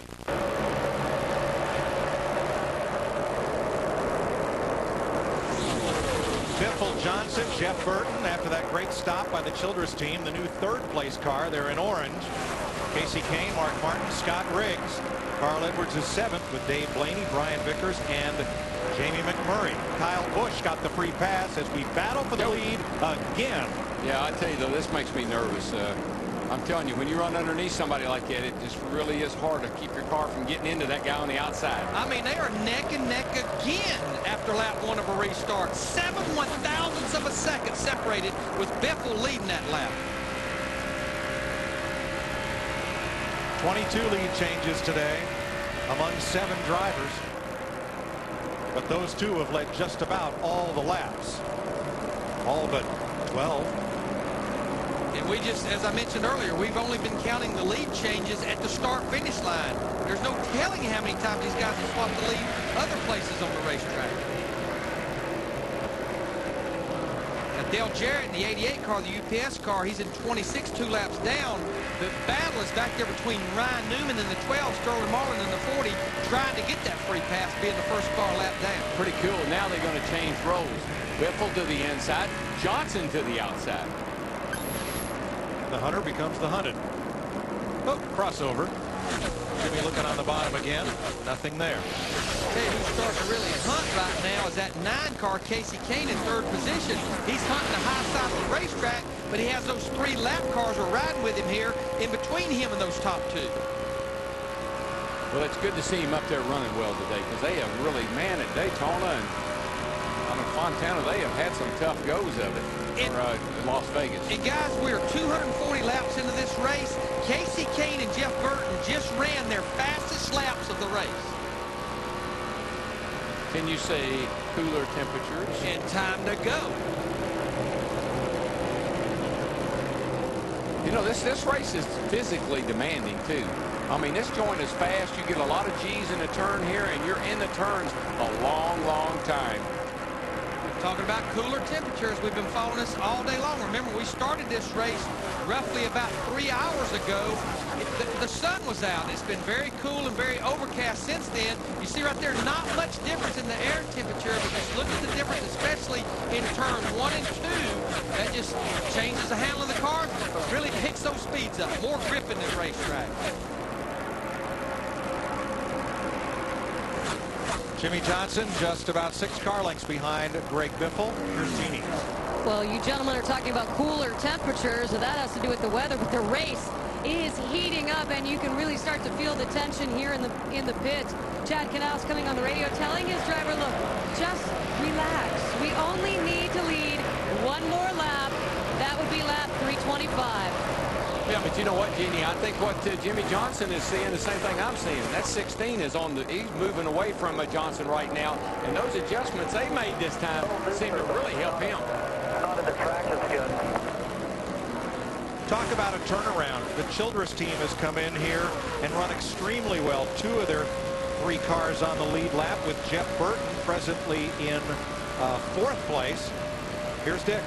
Yeah, the neat thing about that, Mike, is he started in 38th position. Car has a new body. It had never been raced. They tried it a couple of times, tested it here and there, but today is the first time it has seen competition. Burton doing a great job, and his pit crew, wow, they have picked up 20 spots on pit road. Looking at pit stop after pit stop. They did it at Vegas, picked up 18 there, picked up 16 in California. Burton right now running in 4th position. I bet he can't wait for the next round of pit stop so he can get a couple more spots. And his teammate Dave Blaney is also in the top 10. Well, like I always say, I can make up a few hundreds on the racetrack. You can make up seconds in the pits. And I think they have made big gains under the hood of these race cars, too. And the indication of that was when Bobby Hamilton Jr. sat on the outside pole Friday night. They used Richard Childress engines. There's Dave Blaney tracking down Mark Martin. This is 6th and 7th, make it 5th when you add in the 10 of Scott Riggs for 6th, 7th, and 8th.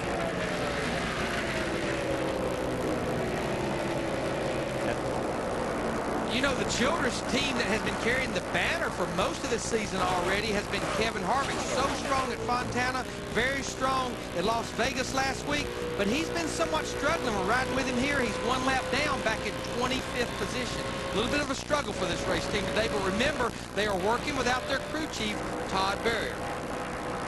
Yeah, you know, I question that, Larry. I mean, why? I wouldn't wait for NASCAR to impose a penalty. I don't know if NASCAR is going to take that into consideration or not when they hand out their penalty this week. Under appeal. We did talk with Richard Childress this weekend about that, and he told Fox that they felt that the suspension would not be lifted entirely. They hoped to reduce it, and they thought that since they tested here, this would be a good race to miss if you had to miss one. This battle here, it's been going on. You see Scott Riggs in the 10 looked like he wiggled quite a bit. Was going to lose a lot of ground to Dave Blaney in the 07. These guys are battling for 7th position. Remember, our pole sitter, Ryan Newman, in the 12 is 1 lap down right now, back in 18th position. Joe Nemechek has recovered nicely from that pit road speeding penalty. He's up for 9th in the 01. Yeah, he's had 2 penalties on the last 2 pit stops, one for hitting the commit cone and then for speeding on pit road the last time. So nice recovery. Riding with Michael Waltrip, looking at Jamie McMurray. They are 11th and 12th. Behind them, Elliott Sadler in 13th. I think Michael in the 15 crowd must have made some pretty major adjustments on their last pit stop. But he came in running in the 5th or 6th spot, went out running into like the 12th or 13th spot, but he seems like the car's coming back to the front for him.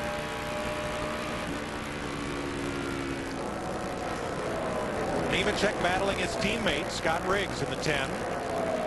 This is at 8th place. Those owners at NBV, NB2, they have to be so proud because 5 races into this season, these 2 teams, they've been strong on qualifying day, they've been strong on race day. I mean, it's just great.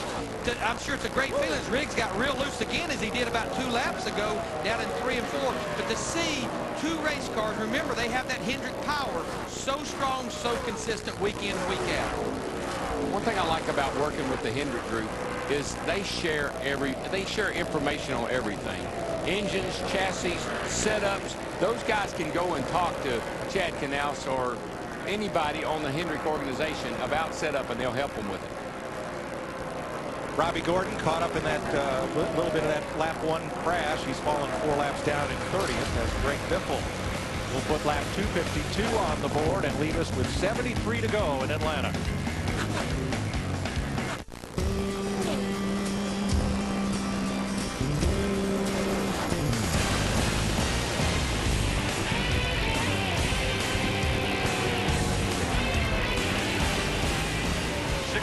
Laps to go. 67 laps to go. Chris, a couple things that jumped out at me. At the last caution, guys came down pit road, made adjustments to their cars. We see Jimmy Johnson continue to try to chase after Greg Biffle. But all of these guys, Casey Kane, Jeff Burton, as well as his teammate Dave Blaney, all had their fastest lap after that last restart. So they made the right adjustments right now, and they got themselves in pretty good position. I think they're going to make one more pit stop. So it'll be interesting to see what these teams can do. We've been talking about the 31 car and how great a good pit stops they've been having. So it could kind of play into the factor they could get closer to the front.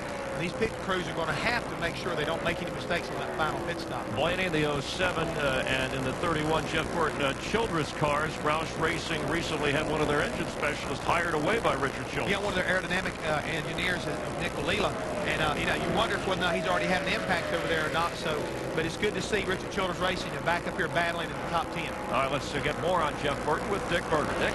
Well, he was a lot better right after that round of pit stops. But right now, Burton is suffering from a car that is way too loose. He is asked to tighten that automobile up a lot on the next round of pit stops.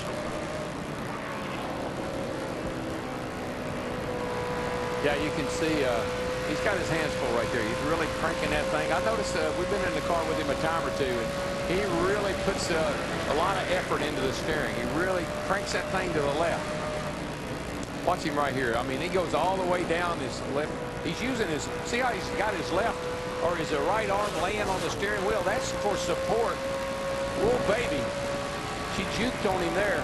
Jumped out from under him a little bit. I think Joe Nemechek might have loosened him up a little there, Darrell. I believe he did. He's talking about being loose. That made him real loose. Yeah, he's lost about 4 positions in the last 3 laps. But guys, we're to that final 100 miles. DW talked about it in the pre-race, early in the race. This is when those engine guys, they get a little bit nervous. These RPMs they've been going on now for over 3.5 hours. A lot of RPMs late in the race now. The cooler temperatures help a little bit as far as wear and tear on the engine, but still 500 miles on this racetrack where you're in the throttle all the time. Biffle and Johnson have dominated this race. Greg has led 133 laps, Jimmy 117.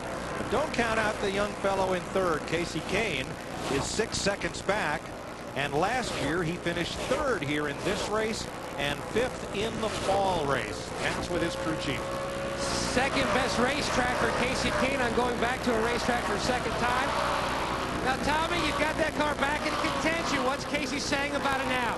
I was still a little off. We got to keep adjusting on it, but this Dodge Charge is running pretty good. Best it's run all year. We just got to keep working on it.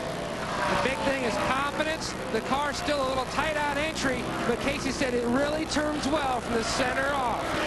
And I would have to say what else probably helped Tommy Ball and Casey Kane, this 9 team, is whenever you go to a track and Goodyear takes a new tire there, they go there and they do a confirmation test. And Casey Kane in the 9, they were one of the ones that did that test back in January. You know who the other car was? Jimmy Johnson in that 48 car, running second, third right now. Another guy that I've been watching, and he's coming back, is Carl Edwards. Restarted in about 10th place, and he's back up to 4th. And he has the fastest car on the racetrack right now by about a 10th and a half. Of the top 10 drivers entering this race in the NEXTEL Cup points, only one of them still has the same point position, Tony Stewart 6th. Here's how the top 5 came in. Busch, Johnson, Biffle. There's how things will change. There would be the new top 5 the way they're running right now. 9 of the top 10 positions would change given the positions the drivers are in right now. I mean, we've been talking about it. The fans may say, look, this is the only, race 5. What's the big deal about that? But just remember, it's not a 36 race schedule. It's actually a 26 race schedule before they reset that chase for the Cup. Some of those guys way down there, like Bobby Labonte and others, they are in trouble. Greg Biffle and Jimmy Johnson both batting, looking to bat 600. Biffle looking for his 3rd win in the last 5 races. Johnson is going for his 6th win in the last 10. We listened in on Jimmy Johnson's team. 31:20. Leaders running 30:90. Jimmy 3rd and 4th are running 31 flat. You're doing everything you can, but we got to try to keep him in sight in case we have a green flag pit stop here at the end, so we can catch him.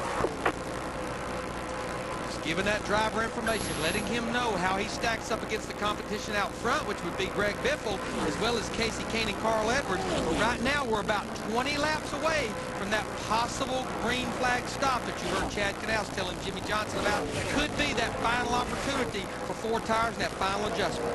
Jeannie is in the pits of the Lowe's Chevy. Yes, and the man in charge of the catch can for the 48. Not in Las Vegas to taste victory. Someone much more important needed him. Mike Knauer's mother, Catherine, very ill. She is still in intensive care in our nation's capital. Knauer is here this week, but as you can see, Mom is definitely on his mind and his health. A good old-fashioned Ford Chevy shootout at the make that the Golden Corral here. Greg Biffle and Jimmy Johnson going at it back and forth. Biffle has led 146 laps. Jimmy Johnson 117, and a crowd estimated at over 100,000 here at Atlanta Motor Speedway on this first day of spring and Palm Sunday. And we already have some action on pit road. Joe Nemechek with a cylinder problem. Means he must have possibly a broken valve spring or something. He's not running up at full speed. They're coming down to get 4 tires. This will be their last stop of the day. Maybe they're trying to short pit at the same time and try to make the best of a bad situation. So we take a look at our leader, Greg Biffle, is still basically pulling away from the rest of the field. All right, tell me about hanging RPM. Well, we're talking about a sustained RPM. What that means is they're pulling some tape off the front of Joe Nemechek's car. It must be running a little bit warm. But what it is you go around this racetrack, you get at a certain RPM with a 8,000 RPM, and it just stays there for a consistent period of time, and it's really hard on a valve train to carry that sustained speed all the way around this racetrack, and that's what we're talking about. All right, so we have 48 laps to go. We have a blown engine right now on the back straightaway. 45 car, and a caution flag is out, and that'll be good for some guys and bad for others. Kyle Petty with the problem, and just was going to ask what kind of strategy at this point, because they won't have to stop again.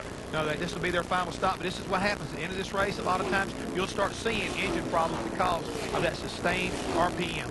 It's worth pointing out that the leader of the most laps in this race has failed to win the last 3 times. And Jimmy Johnson, as we said, Greg Biffle leading the way. Let's rejoin Darrell, Larry, and Mike as Kyle Petty continues to have problems. And it's that time. Yes, it is.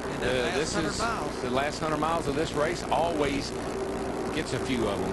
Joe Nemechek was running 7th at the time. He'd had to overcome a penalty and move back up through. Kyle Petty was running back at about 30th position. when that happened to him. And just remember, Joe Nemechek runs Hendrick engines. He lost an engine at Fontana a couple of weeks ago when he was up there leading the race then. Now, Kyle Petty, we have Casey Kane running in the top 5. Remember, the Petty organization, they're running Evernham engines. So, a lot of organizations a little nervous right now. There's Joe Nemechek going up in smoke, and here is Kyle Petty. Too bad because Kyle was only like 5 points out of 15th place in the points, and that's the highest a Petty car had been in the point standing since 1999 here with John Andretti at the wheel of the 43 car. Sterling Marlin will receive the free pass. First car 1 lap down, so that will give us 16 cars on the lead lap. Quite a bit of fluid. Quite a bit of fluid, I think, from the Petty car coming on the pit road. Looks like a big streak of oil coming down. And that's a blow, Darrell, because Kyle came in here 16th in the points. He led laps in 3 races, and they were pretty solidly positioned in the standings. Yeah, that's the oil we're talking about right there, and that's what NASCAR is taking a look at right now. And that's the reason they've left pit road closed. Bobby Hamilton Jr. back in the race after spending some time in the garage after slapping the wall in turn 2, but he's 78 laps down. There's the flag signaling that will go one more time before pit road is open. But this is when you walk around as that crew chief. You've had all these guys on the back and say, look, I know you've been solid all day long. Some of the crews, we've had some mistakes, but this pit stop right here with about 40 to 45 laps to go, this could be the make or break stop. And you know what? That driver, we do not need any speeding on pit road coming in or leaving. But you know something, Larry, you say that and you're exactly right. But one of the things I found is the more emphasis I put on how important this pit stop would be, the more times I'd have a problem. You just got to let your team, if they've been solid all day, you just got to let them go do their thing. Because if you call attention to the fact, hey, boys, this is the one that counts. Maybe just to do your deal, you know what we need here. Just do your job. Don't make any mistakes, but be careful. Greg Biffle and Jimmy Johnson have led all but 12 laps today thus far. Next week, FX and Speed Channel coverage from Nashville Superspeedway. Busch Series qualifying, 11:30 a.m. Saturday, the ARCA REMAX Series, and the Busch Series race presented by Windfuel. One big day of racing on Easter Saturday weekend. And you may think, well, it's an off weekend for NEXTEL Cup, so the Busch guys will kind of be on their own over there. Not true. Rumor has it a lot of NEXTEL Cup drivers will be there racing next Saturday. Pit stops, Dick Berggren. Well, Doug Richard, crew chief for Greg Biffle, had a pit board passed around so everybody could read what they wanted to do to this race car. Answer, nothing. They are going to go back out again with the same setup, same tires, same everything that has run so well for them all day long. GD. Well, it's been a pattern on the 48 car of Jimmy Johnson, just getting looser and looser throughout the day as they try to adjust. The car is, yes, loose into turns, around a wedge in the left rear and a track bar adjustment. Steve. JD Carl Edwards said we really needed that caution. We've gotten really loose. They made a track bar adjustment, wedge, and air pressure, Matt. Left side of your screen is a 6 is down and away. He's not going to beat the 48 off. No changes for Mark Martin. His car was 2/10 a second a lap faster than the leader. Meanwhile, Casey Kane, his car was tight on entry, loose on exit. Tommy Baldwin tried to make some changes, chassis and also air pressure, to get this car the setup it needs to go to victory lane. They entered pit road in the 3rd and 5th position. Look at there. We've been talking about lead changes all day long. Look at there. They swapped it right there. You heard Matt Yoakum just talking about Casey Kane. Lost 3 positions possibly on his final pit stop. Now let's look at the pit road times, which includes the pit stop. Jimmy Johnson, you see why they went to the top. Carl Edwards, his crew comes to life. But there you see it. Casey Kane and Michael Walter with the slowest time.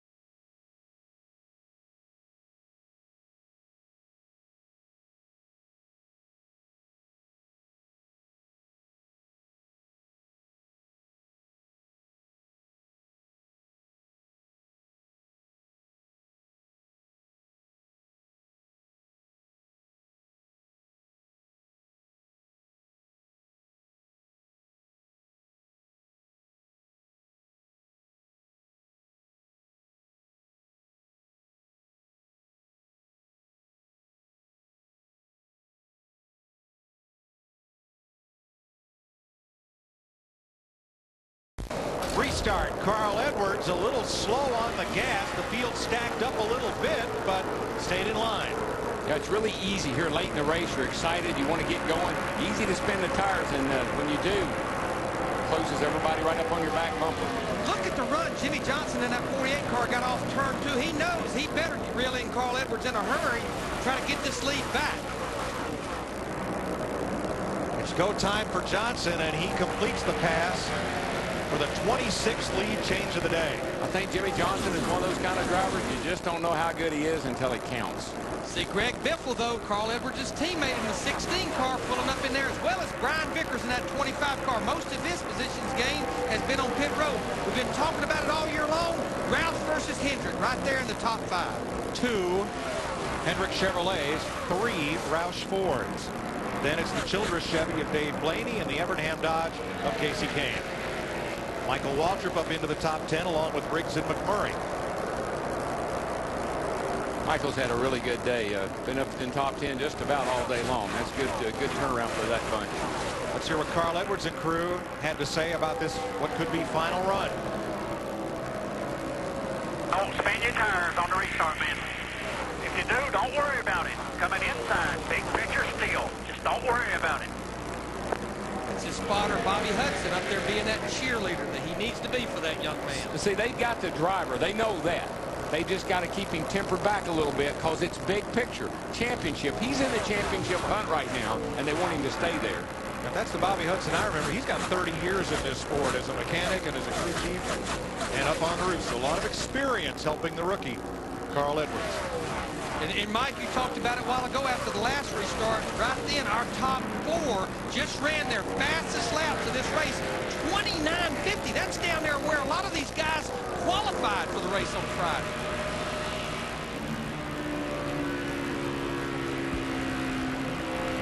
Michael Waltrip battling with a couple of lap cars, including Mike Bliss, who right now is the first car 1 lap down and 18th in the 0. And I know we have a lot of racing going all over the racetrack, but this team, they're very solid, but they're racing with heavy hearts because Dave Skog, one-time car chief for this team, he had moved to quality control manager. His wife, Angie, finally lost her battle with cancer yesterday. Angie, Ricky Rudd's personal assistant, as well as Richard Broom's daughter. Our thoughts and prayers go out to the Skog and the Broom family.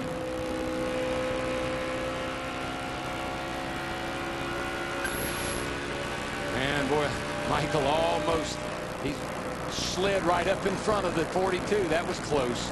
Elliott Sadler, though, in that 38 car, he's been lurking back there trying to get back to the top 10. The yellow car, he's back in 11th position, pulls right up on the back bumper of Jamie McMurray's 42 car. That 38 car would be a car that would drive me crazy. Because one minute it's running up front and running great, and the next minute it's going back through the field like something's broken on it.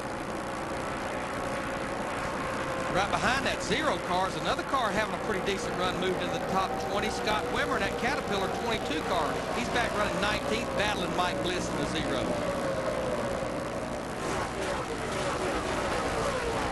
"20 laps to go in Atlanta, and what had been a strung-out battle but for the front spot with Jimmy Johnson and Greg Biffle has now become a dogfight. Oh, yeah, this is when the crew chief and the spotter saying, don't let them get away. You're racing this guy. You're racing that guy. No more give. All take. We're into the countdown laps now. 19 to go. Jimmy Johnson holding Carl Edwards by 0.4 of a second. How about that Roush team versus the Hendrick team when they're bunched up near the top, Jeff Hammond? Well, you think about teamwork, but I don't think you're going to have much help today because it's pretty much every man for himself. This racetrack, the way it is, has a lot to do with how your car works, whether working on the bottom or working on the top. And right now, Jimmy Johnson is just doing all he can to stay out in front of Carl Edwards. I mean, it's going to be one whale of a finish. And the other thing interesting is, can Chevrolet control this racetrack for one more race? I mean, there are 2 Fords behind him, and they're putting a lot of pressure on him right now. Jimmy's staying with a good thing. The same chassis on this car that he won with at Atlanta last fall and that he won at Lowe's Motor Speedway with last year in both races. Mike? 16 laps to go, Chris, and these 3 are driving off into a different zip code. Brian Vickers is 3 seconds back. Mark Martin, 3.5. Dave Blaney has moved into 6th, 5.5 seconds off the lead, ahead of Casey Kane and Michael Waltrip, and Scott Riggs and McMurray continue to battle. Tell you what, we saw Carl Edwards yesterday in a very similar situation, and got a late caution, and he made a huge move past 4 cars at once to end up winning that race. So I know he's hoping maybe he gets one more shot at him here on a reset. No driver has ever won the Atlanta Busch race and Cup race in the same weekend yet. In the irony, this was 2 of the best cars in the Busch race yesterday, and here's Elliott Sadler finally making a move in the 38 car on Jamie McMurray in the 42 car. This is that battle for 10th position. Well, you have to give it to Jimmy Johnson and Chad Canals. Week in and week out, they're not just finishing races, they are winning every week. And just remember, on Tuesday, we will get the verdict whether Chad Canals will be able to be with this race team for the next 2 races, which is 2 short tracks, Bristol and Martinsville. All right, their car winning last week, but the height found to be out of adjustment by about 1/8 of an inch beyond tolerance, out of spec. And that appeal will be here Tuesday, and of course, we'll fill you in next weekend. You know what I do? I take every car after a race and run it through there and get a height measurement. On every one of them, I take an average, and if you were within the average, you're okay. Tell you what, Carl, every car, not just 5. In the 99, he keeps looking to the low side, but the Johnson in the 48, he just gets that good run, keeps that momentum up off the corner. And they have left Greg Biffle. Biffle is now 1.4 seconds back as Mark Martin takes 4th place from the past Busch champion, Ryan Vickers. You know, I worried about Biffle. They just didn't seem to be making enough changes on his car to really keep up with the changing track conditions. They were very content to leave the car alone. I know that's not a bad thing, but I think that gets you behind maybe at the end of the day. And this is a battle right here for the 16th position. Tony Stewart in the 20 in the orange car, Sterling Marlin in the 40. Remember, Sterling got the free pass not that many laps ago. Everybody's racing side by side because they know there's only 12 laps to go. See, the guy that's really just hanging tough, Carl Edwards in that 99 car, boys. He is just right there. And he's closing, Darrell. And it's just like yesterday when Jimmy Johnson sat there and watched him, hoping he'd make a mistake. The roles are reversed today. Carl's mom looking on, Nancy. She has been his biggest fan through his young racing career. Like all moms and dads, made huge sacrifices to get that kid here financially. Did everything they locked the farm to get him here. But you know what, guys? I think about this 99 team. Go back a year ago. They didn't know how long they were going to be racing. Without a sponsor, there was dissension between the race team. They didn't know what was going to happen. And here they are, boy. He got loose off dirt 2. He's digging in the barrel all he can dig right now. The reason he got loose off of turn 2 is because he came off of there. I mean, he closed the gap on Jimmy Johnson a lot off of just turn 2 that time. Gathered it back up, Darrell, and he did not lose a lot of ground.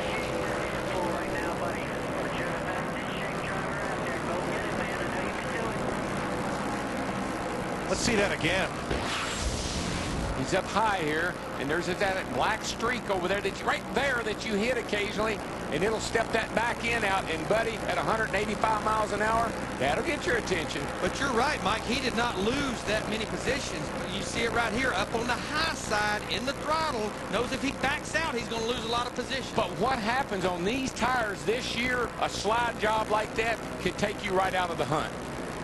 So he's going to have to sit and cool his tires, Darrell, but will it give him another shot? And now you see Jimmy Johnson. Jimmy's looking around trying to find a little bit different place to run. And yeah, he'll have to cool his jets for a lap or 2. Here's Steve. Mike, Darrell, that's exactly what Carl Edwards just said. He said, I'm going to build up a little more momentum, make another run, and give it everything I've got. Steve, meanwhile, his teammate Greg Biffle in the 16 car, he's drawing him back in up there in the 3rd position.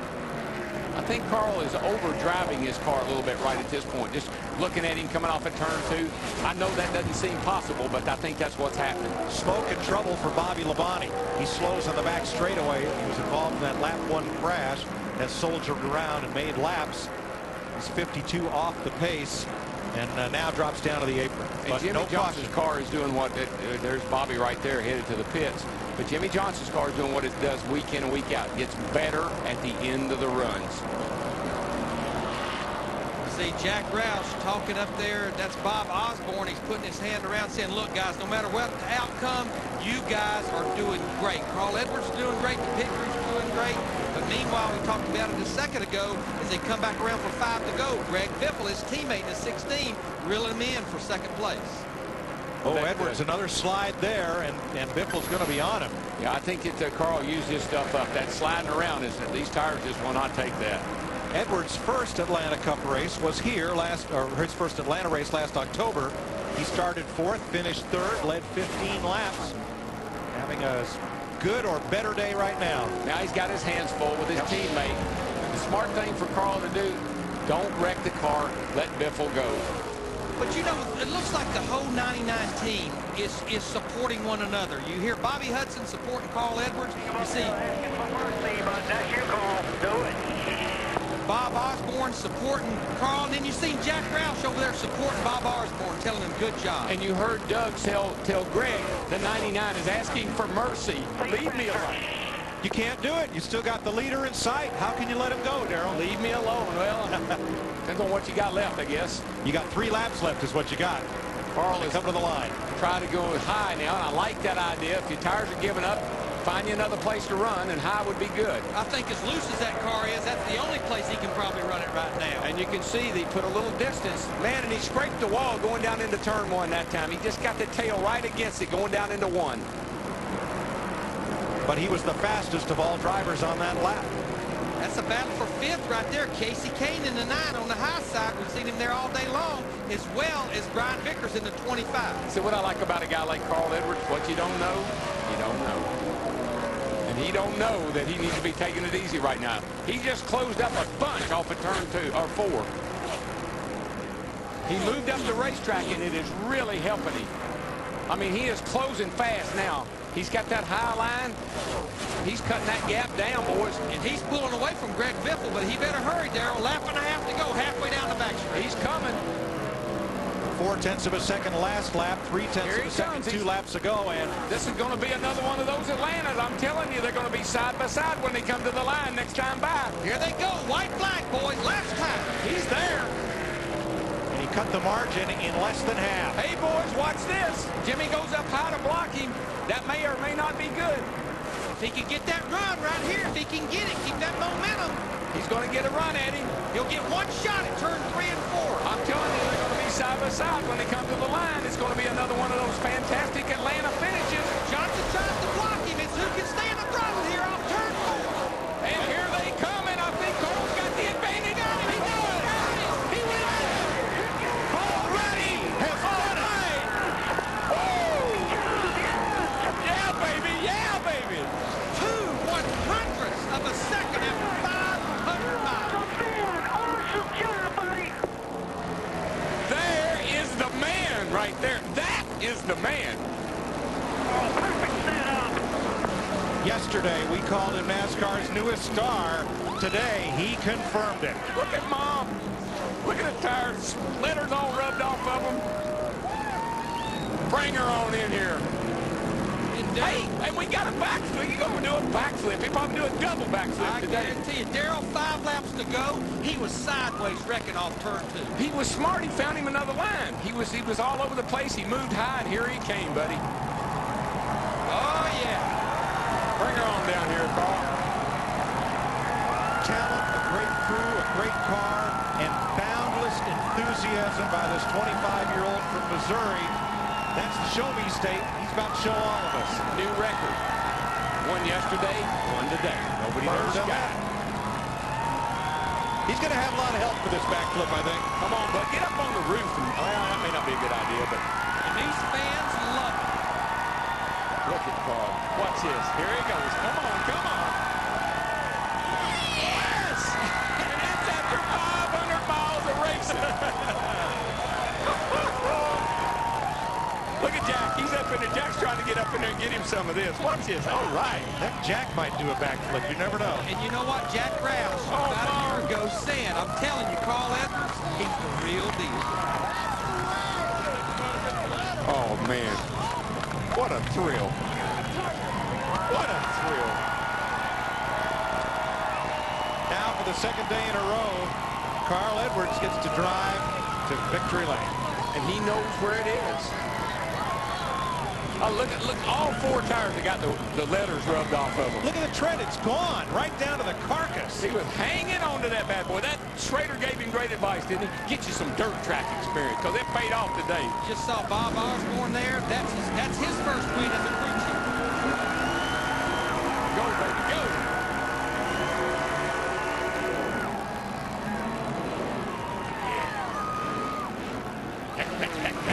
Come on. Yesterday, in the Busch Series race, he made this thread-the-needle move in the yellow and black number 60 to get out in front of Jimmy Johnson and then Casey Kane to score his first Busch Series win. 2 days, 2 wins, 2 biggest days of his life. You know what, guys? I think NASCAR.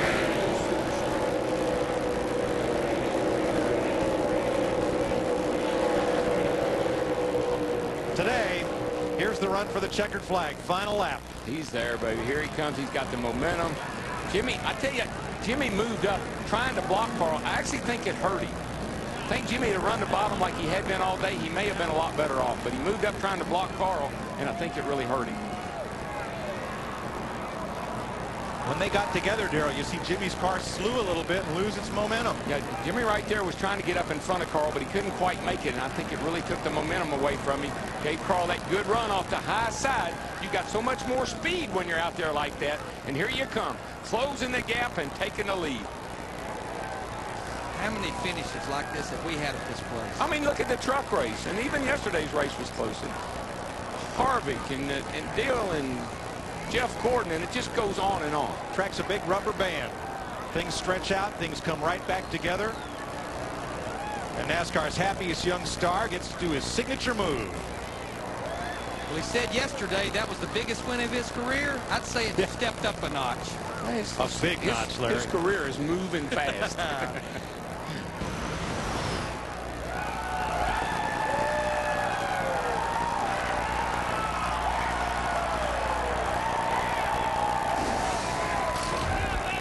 Jeannie's in victory lane. Oh, guys, Carl Edwards told me yesterday he had actually never done a backflip of a car twice in one weekend. Yesterday was the best day of your life. So what's today?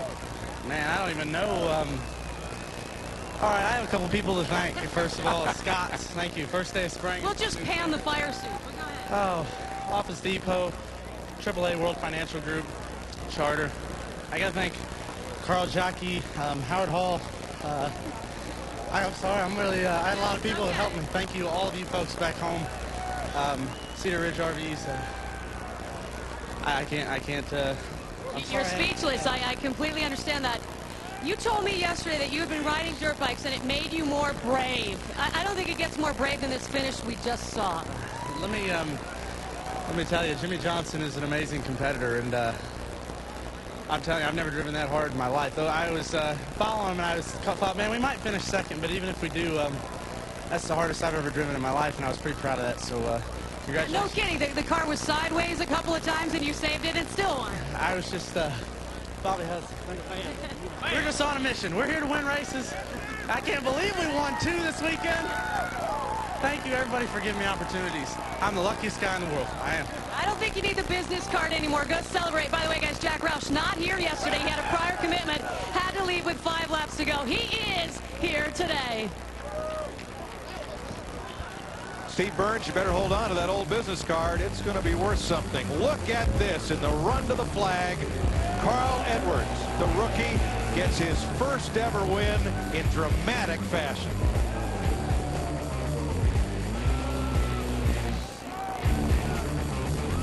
And now, as fans of all 3 of NASCAR Premier Divisions know, nobody celebrates a win like this young man. 2/100ths of a second and a crazy go nuts for Carl Edwards, Jack Roush. And Roush racing in victory lane here in Atlanta. Frustration for Jimmy Johnson and his crew chief, Chad Knaus, as they try and iron out their suspension. Chad was here. Jimmy, they thought they had the race won, but Carl pulled in for that dramatic finish. Disappointment there, and Steve Burns for the disappointed judge. Yeah, thanks a lot, Chris. And Jimmy just watched that shot of Chad Knaus. And Jimmy, I got to ask you about the shootout. DW wondered out loud if the fact that you had moved up the racetrack, is that what allowed Carl to get past you? Yeah, you know, the middle to the top has been good for me at different times. 3 and 4, I was pretty good on the bottom, and coming to the white flag, I saw the ground the 99 was making on the top, and I tried to move up some to see what grip was up there, and I didn't think that it would be as slick as it was in the center. I guess I just needed to go up a little bit further. And through the center, I lost the nose, started to push a little bit, and was late to the gas. And I knew I was in trouble when I came off of 4 coming to the white. I saw Carl coming. Got through 1 and 2 fine, and then down the backstretch, I knew where his line was, and I tried to get up there to you know, to use it and make him, force him to the inside, so the momentum off the corner and being on the top lane would carry by him for the win. And he found a way around me on the top. I don't know, there couldn't have been much room up there, but he got around me on the top and then, you know, beat me start finish. 4 straight, top 5 finish. Nice race, Jimmy Johnson. We go to Matt Yoakum. Second last fall here at Atlanta for Mark Martin. 4 today. You were not only up on that wheel the final run, you were up on that wheel all day. This is a big finish after last week. Yeah, we had, you know, just a little problem last week, but we've got great cars with our Viagra Taurus, and, you know, I just want to thank everybody that worked so hard to give me this opportunity, and we're going to fight this thing to the bitter end. You know, I think that we can win races. We needed to be just a little bit closer than we were today to get it done, but we were right there. The car was awesome on long runs, and just want to thank everybody that supports us. Kraft and Gatorade and Pennzoil, all the folks that support us. Next weekend off, where's he going to be? Batesville, Arkansas. His Salute to You Fans Day at Mark Martin Ford. Even Rusty Wallace and Kurt Busch are going to be there, Chris. Well, this is Salute to Carl Edwards Day, Jeff Hammond. Pretty dramatic finish to get your first win of the year, or of your career, the way he did it. Right, really, because the thing is right now, what really strikes me about Carl Edwards right now is his heart. I cannot get over the fact how much heart this young man's got. He's got a lot of talent. We've seen that today, but he drives a lot with his heart, and I think that's something that made a difference today. He wanted it. Yep. And his mother, who he wanted to pay back for all that she sacrificed to give him racing parts when he needed it, he certainly has already. Roush drivers 3 of the top 4, including Greg Biffle, and he's with our Dick Berger. Dick? Well, Greg Biffle, you had a great day today, led so many laps, but how disappointing is it to not win this thing? It's pretty disappointing. You know, we had great pit stops all day, and then that last pit stop, Carl beat everybody out. And, you know, these cars are so hard to pass. They get so aero tight behind other cars, and, you know, Jimmy and I had a lot of fun out there playing cat and mouse, but when I had 2 cars in front of me, I just couldn't do anything back there, and, you know, a little bit too tight. Do you free it up because you know, you don't know if you're going to be third when you're leaving pit road or not. But once you get out there on the track, then you end up third, and then I couldn't pass anybody. So disappointing. You know, we had a really good car. I could get closer to those guys, but I just burned the right front tire off it trying to do something with Carl there, and he fell back and then made another run at him. But it's just too bad. If I was a little freer, I think I could have beat them both, but never know. A good day, but this guy is never satisfied unless he's in victory lane. Thanks, Greg.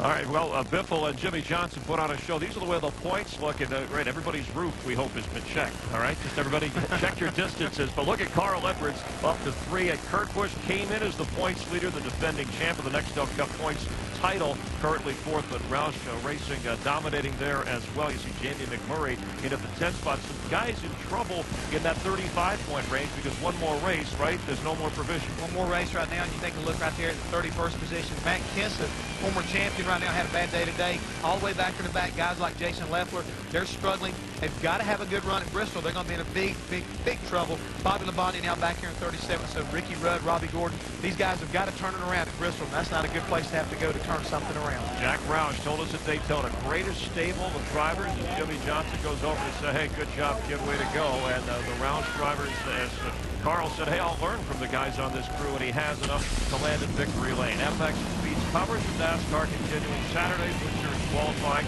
ARCA Remax Series racing on Speed. Then it's Busch Series race presented by WinFuel on FX. Our coverage NASCAR continuing all weekend long across the Fox networks. 2 weeks from today, we will be at Bristol Motor Speedway. Kurt Busch won there the last time around. 11th driver in history of NASCAR to win the Craftsman Truck Series, Busch Series, and the NEXTEL Cup. Congratulations again to Carl Edwards. If we don't see you, from all of us on Fox, have a happy Easter to you and your family. NEXTEL Cup Racing on Fox returns in 2 weeks instead of Bristol. Our thanks again to Chris Long, Muscle. Good luck at Speed. And congratulations again to Carl Edwards. And we thank you for being a part of NASCAR on Fox. Hey, it's time to get away.